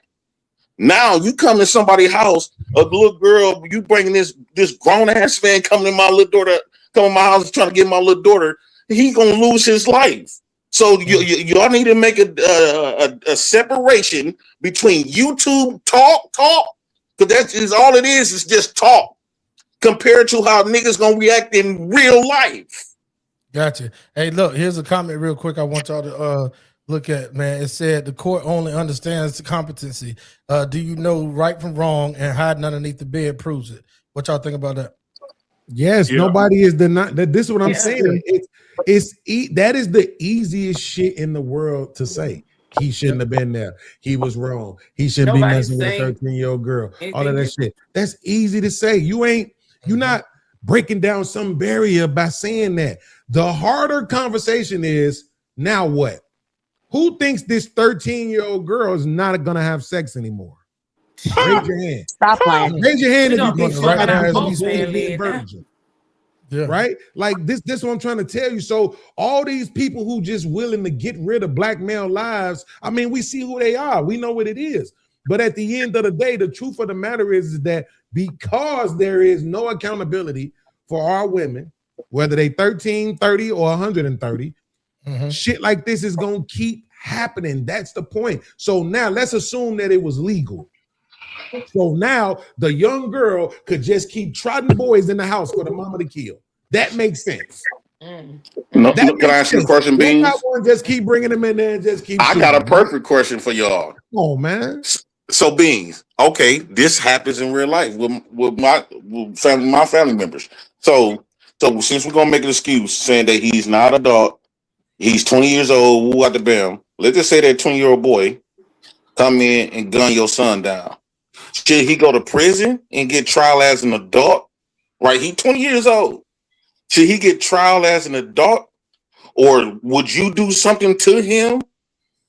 Even though with what you trying to make excuses for him, he got mental challenges. He was raised in a single mammy community, and he don't know much. If he gunned one of your young family members down, how would his consequences should be? Or based on your logic, he should just get talking to, get some mental help, and get off. What would be the consequences? So you never heard me say that, right? You never heard me say what his consequences should have been. I didn't speak on it at once because it don't matter because he dead. But what you have heard me say is when you call him grown, I disagree with you because he wasn't, right? Based on all of the facts of the case. So if a 20-year-old nail one of your young family, nail one of your 13-year-old sons, nail him to the cross, should he get trial as an adult or a juvenile? If it was left up to you. Everybody pay attention. As an adult. Why? Because he's an adult. What make him an adult? Oh man, because you just said he was. Because he's being facetious. Jay Prince, I'm gonna have to meet y'all real quick. It's the only one. Scenario, bro. You said it. Beans, hold on, because he gonna flip and say you ain't muting him out and blah blah blah. So I'm gonna unmute you, Jay Prince. Every time he answers your question, you keep doubling down. He answered you a minute ago on something, and you double down. He gonna have to explain why he said no. You asked him a question earlier. He said no to it, and that should have been it, but you wanted to double down on. Hold on, because we about to wrap this up here in a second. I know BMU is cooking hard. Look how he turned sideways. He cooking hard trying to get us monetized down there at the bottom. Jay Prince, I unmuted you. Hold on for a second. BMU, I hope that we can get to it in the next 5 minutes, man, because I know some people got to go to work tomorrow early if they want to drop off. BMU, if you want to run this motherfucker while they drop off, man, you can stay up here with Jay Prince and his bonnet, right? But at the end of the day, BMU and Jay Prince, Chrissy, I know you ain't jumped in at the end, Anything y'all want to say to everything that Jay Prince and Beans were going through? Hey, he cooking, Chrissy. Go ahead. You got something you want to say to where they were going? I mean, it still doesn't justify somebody losing their life, regardless of how old he is. He still lost his life. Like, he's not here no more. So it don't matter if he was 2. It don't matter if he was 10. He's no longer here. Right is right, wrong is wrong. At the end of the day, that does not justify her taking a young man's life. Regardless if he was under the bed, outside the window, it does not justify. It's other ways to take things and handle things versus taking matters into your own hands. Facts. Go ahead, BMU. We got 37 away, man. We're 37 away. Listen, 62 people are watching right now. Half of you can hit the subscribe button right now and get us where we need to be tonight. It ain't costing you nothing. He ain't asking for no money, no donation, no building fund. He's asking for the subscriptions. There's 56 of you watching now. Hit the subscribe button right now. Go ahead and click it. Go ahead. Take 10 seconds. Scroll your ass down to the bottom. Hit subscribe. We're 37 away. When we came in here tonight, we was 52 away, I think. We're 37 away now. 37, guys. So let's move. We got 5 more minutes in the show. Y'all got an opportunity right now to change the narrative. We're 37 away. Let's go. And T-Mess, I think you let him off the hook, right? Go ahead. Well, go ahead and put him back on the hook. These like So when I asked him that question, he wasn't being genuine. It was disingenuous. His answer was disingenuous, right? Because if a 20-year-old boy killed one of his kids, he gonna want that man. He gonna want that grown ass man at 20 years old to either get life or he want to take his life. So that was a disingenuous answer he gave me when he used what I said to because he didn't want to contradict himself. Beans know damn well he's not gonna make no excuses for no 20-year-old man that come in and delete his 13-year-old son. That tends to happen more than the other thing because he can have some nephews or 13-year-old kids, and now they outside, they get into arguments, and that's a grown man can possibly 20-year-old boy could possibly gun his nephew or son down, and I guarantee you he is not going to be sitting up here and say, "Oh, that's a kid. That's a kid. He wasn't raised properly." He's not going to make zero excuses for him. Either he going to take him out or he going to want the law to take him out. So this the problem, Jay Prince. Everybody heard me answer your question when you asked me. I said adult. You asked me, do what I want him to be treated like a kid or treated like an adult. And so what's the difference between a 20-year-old mess with a girl then? You try to make an argument that he's not grown because he can't buy cigarettes. He can't go to the club. I got you. So which one do you stand? Absolutely. I'm gonna try to answer this one more time. So just so everybody on the panel, y'all heard him say, what's the difference between the 20-year-old killing somebody and the 20-year-old that's messing with the girl? Everybody just heard him ask me that, right? A 13-year-old girl. Yeah. Okay. I just want to make sure everybody heard. I'm gonna say this one more time. The 13-year-old girl made a fucking choice. She is an autonomous being. She made her own choice in the matter. Is she retarded too? Whoever you put in a situation that's losing their life, they're not choosing that. You're saying that the 20-year-old just killed somebody that I know. Hold on, Jay Prince. See, this is what I mean. You don't never want to let me answer. Okay, go ahead. I'll be cooking you. You're saying the 20-year-old killed somebody that I know, whether it's my son, my nephew, or whatever. They didn't choose to die, but the 13-year-old girl is choosing. She's saying, I want to fuck with this dude. That's the difference. I'm not finna punish this dude for her choices. I won't. I could punish him for his choices, but not hers. And as long as she's saying she okay with it, then I don't care. I just don't care no more. I don't. I could see if it was. Well, here's the difference, B. Your son could be talking shit. Your son could be talking shit to this 20-year-old man. Still ain't choosing to die. Still ain't choosing to die, Jay Prince. It's not hard. You just gotta accept that part of. That's why I said it's easy to just keep shitting on the guys. I looked up the story. Let me see if this is my release. But The story you talking about with the lady with the teenage boy and the older woman, was it in South Carolina? Yep, that's exactly okay. what it So was it's the same story. Yeah. So that lady, the 21-year-old lady who was with that 13-year-old boy, guess where, Jay Prince? She not dead. You might relieve? That's what it always boils down to. Is if that lady would have came in there and been hitting that dude upside his head, like, get the fuck out of my house, and rushed him out her house and slammed her door, it'd have been all good. If she'd have turned around and grabbed the belt and beat the shit out of her daughter, it'd have been all good. I'd be the main one on here defending her. But the fact that I know she already said to her daughter, if you have a boy in my house, I will put a hole in him, lets me know this woman don't value black male life. And that's more important than a 20-year-old, I'm sorry to use the word, retard, fucking with a 13-year-old girl who's probably smarter than him. We got somebody on the panel who's telling you when you're dealing with these kind of people, they really be like 10. So if mentally he 10, he dealing with a 13-year-old, we should be crushing a 13-year-old. Why you dealing with a 10-year-old? There you go. Listen, Man, that's some second children bullshit, and bro. adults and children with disabilities are hypersexual. That's a proven Yes, thing. absolutely. So, Hey, Ashley, I think you's a dangerous woman for our community. JP, hold on, bro. Hold on, JP. Hold on, JP. Great point. Hey, yeah, we got to stop for a second. We got 80 people watching right now, and we're. Hold on a minute. I'm gonna refresh this motherfucker. Y'all give me a minute. Hold on. We are. Okay. Yeah. So we need. Come on now, y'all. Come on now. Listen, we can get it right now. We 30 away. Let's go. We gotta stop all this playing. It's 60. It's 64 people watching. We got half of y'all can hit the subscribe button right now, and we can monetize this man before this show is over in 2 minutes. Let's go. Janae had a hand up. Go ahead, Janae.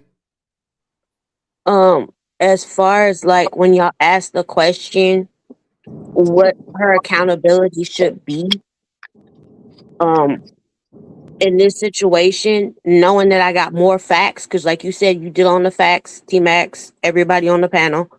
The fact that she came to the door, locked and loaded, ready to air it out. She knew he was in there. She was on her Jay Prince. So, I mean, like Ashley said,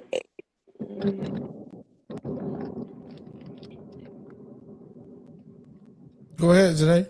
It's murder to me. You shot him in the back of the head. You could have easily pulled his ass from under the bed, held him at gunpoint, called the police, and had the police come pick this nigga up. But you didn't.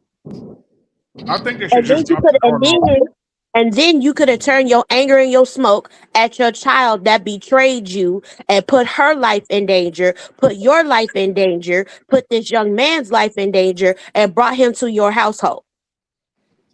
Yeah, Red Horseman 66. You stupid for that comment. I ain't gonna put it up on the screen, but go ahead, Ashley or BMU, whoever wanted to cook kiss it I down already there. made my point and just saying that it's a proven fact that people, children, just people in general with disabilities like that, autism, being on the spectrum, they are hypersexual. So I've already like played out in my mind that like my baby gonna get that pussy to somebody. She not gonna die no virgin. It might make me feel away, but she gonna give it to somebody. This is why Ashley, you a reason why women should be raising kids. I won't want you to be I won't want to have no daughters by you, because if my daughter's coming in bringing in, hold on, let me tell you, if my daughter's coming in bringing in grown men and all this other type of stuff because you want to be so understanding, I'm gonna beat the hell out of you. I will beat you the fuck up if you allow my daughters and them to be. I ain't hearing none of that shit you talking. And most daddy ain't gonna hear that shit. You missed the point. You need your ass whooped if you sit up here trying to be. You don't need no custody of no kids, because your mindset is not. You not know how to protect them. And this is you gonna go back to when you. And ain't nobody gonna whoop my ass. Especially not you over there looking if like you was my baby mom, you'd have. Ain't nobody whooping no ass over here. On my mama, you missed the point. At one point in time, we discussed that this young man had a disability.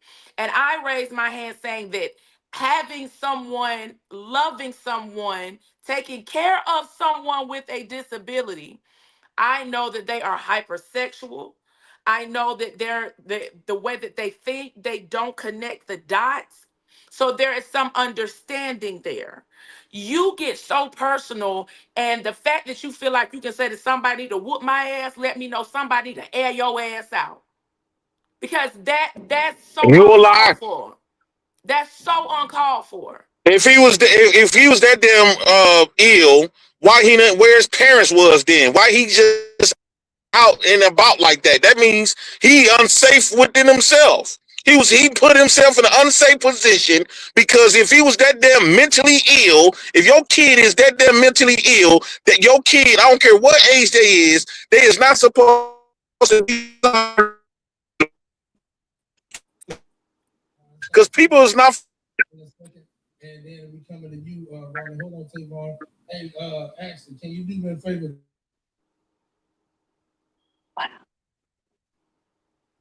That was uncalled for. Like Ashley, real you crazy okay? work. Ain't nobody gonna have patience for your son in the beginning. So why, if your son or daughter is 20-some years old, but they mentally ill,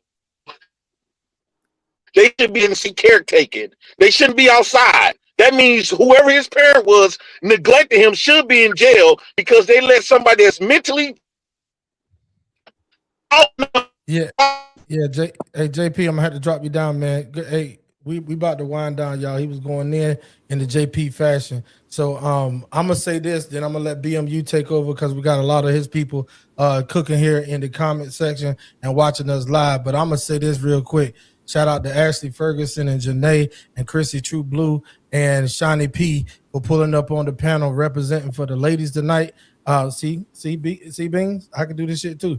Hey, shout out to all of the beautiful women that pulled up on the panel tonight. Janae, you are welcome here anytime because you were the only one that came out the comment section to put your spin on it. I don't know if you gonna want me back up here with the colors you got off because I'm gonna see you in football season. Hold on. What color? This some Disney World shit. I'm a Packers fan, baby. Oh, well, I'm a Falcons fan. We don't give a damn about all that. And that's another thing. Okay, so we cool then. We cool then. Cool. Football stuff. All right, tell me this, Janae. Who's the quarterback? Right now, Jordan Love, but I don't think he's a real quarterback. We need to do better. Okay, who's your running back? Right now we had Josh Jacobs, but he's in legal troubles right now, so I don't know what we're gonna do. You can stop right there, ladies and gentlemen. Y'all give it up for a real fucking football fan. Yes, sir. Every Sunday. Easy. There you go. Well, look, If to all the ladies that pulled up on the panel, if you in my neck of the woods in Texas, you got to swing by at a football Sunday. I do it big. Where you at? Dallas. Hold on. You say Texas? This motherfucker just turn up. Look, hold on, BMU. That's BMU down there in the Texas side of the world. I'm in North Carolina. I'm a Falcon fan and proud to say it, even though we're going through some reconstruction, okay? So, y'all in a bad situation. Right? Shout out to the ladies. We winding down on my side. Shout out to the ladies for pulling up to the panel. Shout out to the comment section on T-Max Network and Black Man Unfiltered Network. Shout out to y'all on Facebook that's watching over there on BMU Facebook. And shout out to Beans, bro. Thank you so much for pulling up to the panel. Man. Anytime you got an open panel and you want some people over here to come up and pull up on your panel, man, we would love to be there. It would be a privilege. Fact, shout out to my homeboy Jay Prince for president, Black House in the building. All of our family members. It's the cousin you don't like, but you still invite him to the fucking cookout. With that being said, BMU, it's all on you, and then you can turn it over to whoever want to speak after that. Absolutely, man. So tonight, man, we appreciate y'all for being here tonight, man. We got 60 people watching right now. You still can be excellent and outstanding and amazing right now and get T-Max to the 1,000 subscriber mark tonight. We are 30 subscribers away, and it's 70 people watching. 30 subscribers away, 70 people watching on the T-Max network. On my network, roughly 115 people watching. I need you guys to hit the like and subscribe button right now. I need y'all to go ahead and represent that right now. Go ahead and hit the like and subscribe button so we get to 1,000 also we can celebrate this man and his work tonight. All right. So the subscribe button is not hard to hit. It don't cost you nothing. If you got arthritis in your thumb, take the phone to your kid and let them do it for you. All right. But I want to say this tonight, man. I appreciate everybody. Janae, you say you in Dallas. What part of Dallas you in? North Dallas, South Dallas? Red Oak. Hey, okay, yeah, you over there. Okay, all right. I know you at. Yes, sir. Oh, you off of what's the name of the damn thing? Start with an O right there. Ovilla. Yeah. Yeah, Ovilla. Yeah. Okay. All right. Yeah. I know where you at. It's a little church right there to the side called Faith Fellowship right there to the right. Yeah. The Red Barn, of course. Yeah. I used to go there and help them out at that church. But I helped them actually build that church over there. That extension to that church. Okay. Yeah. So but yeah, anybody else got anything they want to say? T-Max, you're 30 away, man. You got 20 plus subscribers tonight, brother. 20 tonight, man. So we really tried to move that needle for my boy tonight, man. Much love to you. Let's see where we at right now. I want to check one more time before we get out of here. Because by next week you'll have that 1,000, my brother, for sure. You'll have it. I had to be able to do that. I appreciate the Black excellence. I'm glad that we have a safe space to come and talk and express ourselves. Well, I hope. Well, T-Max will be reaching out to y'all for a show that we would like to have y'all to be a part of, because Tuesday we're talking. Is the world ready for the woman to be the breadwinner? So we're talking about that Tuesday. Listen, the world been ready for that. We've been in it for a minute because guess what? There's a lot of households out here that just ran by our ladies. So you already know that the breadwinner is in effect. Now you talking about in a dual parent household, right? Yes, sir. Okay, too easy. Y'all ladies pull up on the panel on Tuesday night. I'll send y'all the link. Yep. Hey, Janae, drop your in that. You see that private chat down there at the bottom of your screen? You can click on that private chat. Drop your email in there so we can get in contact with you and send you anything that BMU got cooking, anything T-Max Network got cooking, and anything that Mr. Say Bean less, just did TV it. got cooking. Okay, let's see what she got. Yeah, okay. We appreciate you. We'll be. I'll definitely be reaching out to you for sure, Janae. I really appreciate it, y'all, because like this situation has been on my heart lately. Like my husband and I, we've talked about it, and we actually sat our 3 sons down together and we talked to them about the dangers of going to a young lady's house or accepting invitations and not being aware of your surroundings and going too far on a date. You know, no means no. Always protect yourself if you're going to do something, if you choose to do it. We always do that because, you know, I'm gonna have to put myself on blast. I have a multicultural home. My husband is Mexican. I'm Black.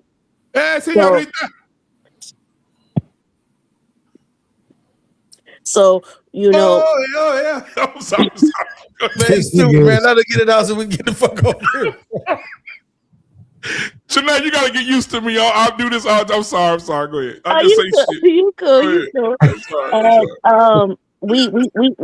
We always want to make sure, you know, that they have a safe space, because you know, in our culture, we weren't allowed to really express ourselves. If you expressed yourself, it was talking back.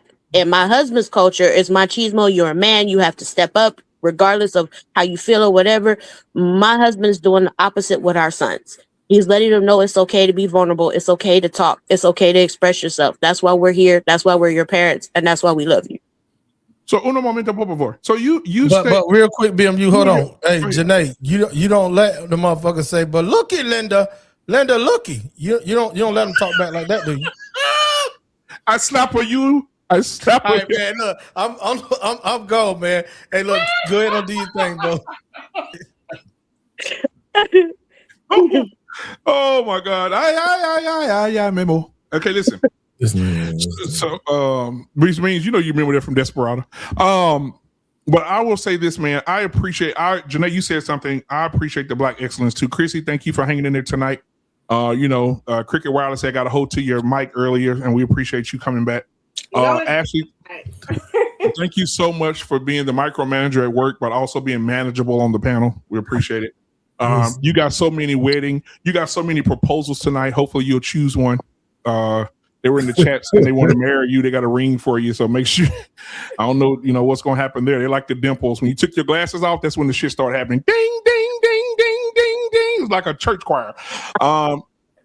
Janae, thank you for being here tonight. Mr. Beans, man, always my brother from another mother, man, years into this thing, brother. When you yawn, the brain is needing oxygen and rest. Yeah. I think I just need water. I'm gonna say this, bro, because I'm gonna get out of here too. But listen, man, I appreciate that. I definitely gave you my subscribe, Max. I was hoping to see you hit that 1,000. I would have lived vicariously through you. Everybody hit the Hey, hold on, BU. Hold on, wait a minute. my bad, I'm my glad bad. he said. Hold on, I'm glad Yeah. he said what he said. Hey, Nah, Bing. but Hello? nah. You trying to Nah, cut me that off from 1,000 throwing is this big, shameless man. plug? I wanted to extend my little request to the chat by saying, look.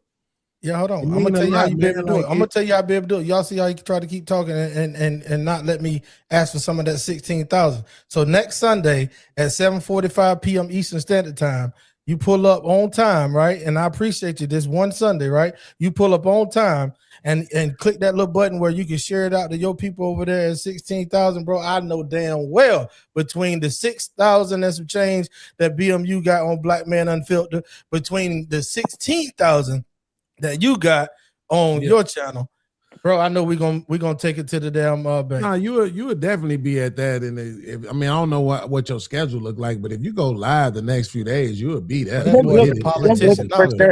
That boy's a politician. But no, I'm just saying though. But truth be told though, like I just want the audience to understand, like it means something. Those milestones, you know.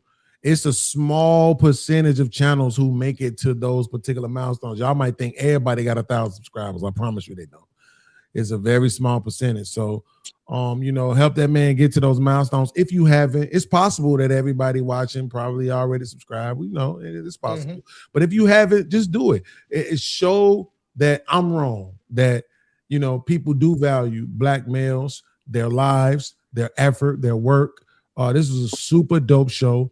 And even though I'm kind of setting you up for failure with this one, but his ability to control, to manage, and moderate the panel tonight was Hamp-esque, right? I think Hamp is the GOAT. I think Aaron Noah is right behind him, and you did an awesome job. Even your willingness to even mute people or to just take control of the conversation when you see it necessary, not let things get too circular. So y'all got a guy that's, I mean, he baking right now. So the way you continue to motivate him, if you can't do it with dollars, is through those likes and through those hitting that subscribe button, man, and make sure that you tell him you appreciate him that way. So I hope he gets to the 1,000. I hope I'm aware of it. I hope I get all the notifications. I subscribe so I can celebrate with you and send you a couple dollars and whatnot. But also, again, to the ladies, I just want to say to Ashley, I challenged you a little bit earlier, but you stood ground and you showed me that you are consistent. I have no expectations for anybody to be perfect, but you are well on your way to being just that. Janae, super thanks to you. I'm glad I can see why you acknowledge the Mexican husband. I wish you hadn't. I'm trying to deport all the motherfuckers and immigrants. But at the same time, you still my sister. I rock with you. I ain't got nothing but love for you. But mine's legal though. Mine's legal though. There you go.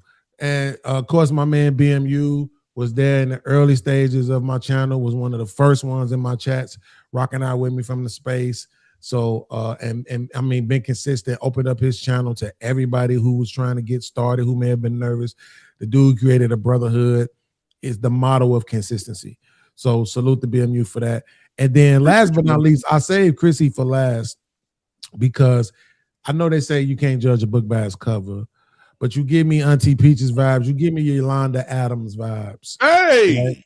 That's really what it is. So I'm saying, like, I don't know. And that postcard does not decline, Queen. Yes. Yeah. So I don't know what you got going on, but I'm just saying, like, just know that your aura in itself could be an inspiration to people, right? So if you're not doing it for that, that's even bigger, right? You're not even trying to. You're just being you, which means that's just who you are. You're not loud, over talking, none of that other stuff. You don't try to pretend like you know a lot. And we need more women like you on the panel. All right. I just wanted to say that. So salute to you, our local Yolanda Chrissy Adams. And my name is Mr. Beans from Mr. Beans TV. Like my man T-Max said, I do got a channel. But T-Max, just so you know, my 16,000 subscribers did not come from doing lives, right? It came from short form videos, right? I do a lot of work on short form. That's what most of my, like at least 10,000 of my subscribers came from doing short form content. So, but I'm super excited. Like I said, I'm locked in. Hopefully I can join you again next week. My lady wasn't here, so I definitely wanted to come up and not be alone.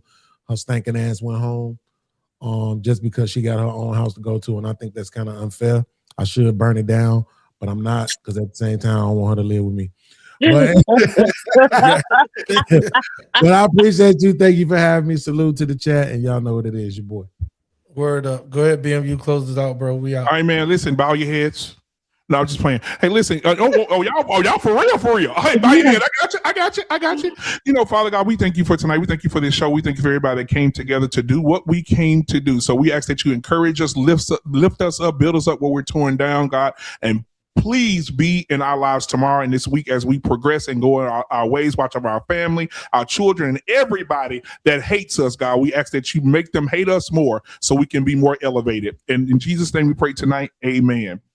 Amen. Father God, I come before you today, head bowed and body bent. T-Max, I'll give it up, give it up, give it up, give it up, give it up. Thank you, brother. Lord, I want to thank you that last night my bed didn't become my cooling board.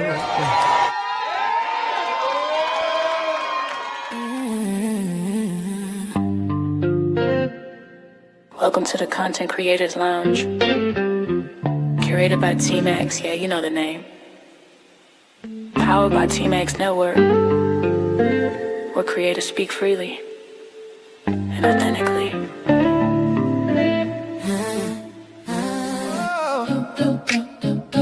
Oh yeah. Oh yeah. Yeah. Welcome to the Content Creators Lounge. T-Max set the tone, let your guard come down. Yeah. This ain't surface talk, this real life sound, where truth and timing always come around. Yeah. Open mics, open hearts, no filter here. T-Max in the room, voices loud and clear. Yeah. From the culture to the community, lifestyle, dreams to accountability. T-Max says, say it raw, say it proud.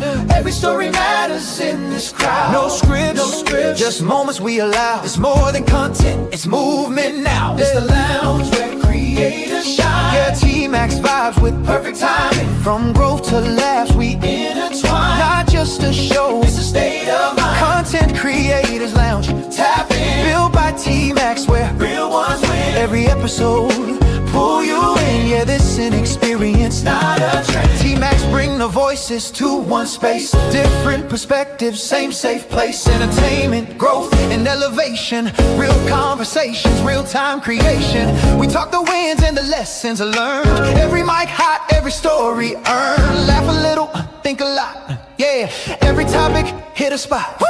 If it matter to you, it matter here. T-Max make it clear. Every voice sincere. Say it how you feel. Say it with your chest. This the lounge where creators give their best. This the lounge where creators shine. T-Max energy, front and center. From growth to laughs, we intertwine. Not just a show, it's a state of mind. Content Creators Lounge, tap in. T-Max Network, let the convo begin. Every episode, pull you in. Yeah, it's an experience, not a trend. Yeah. T-Max Network.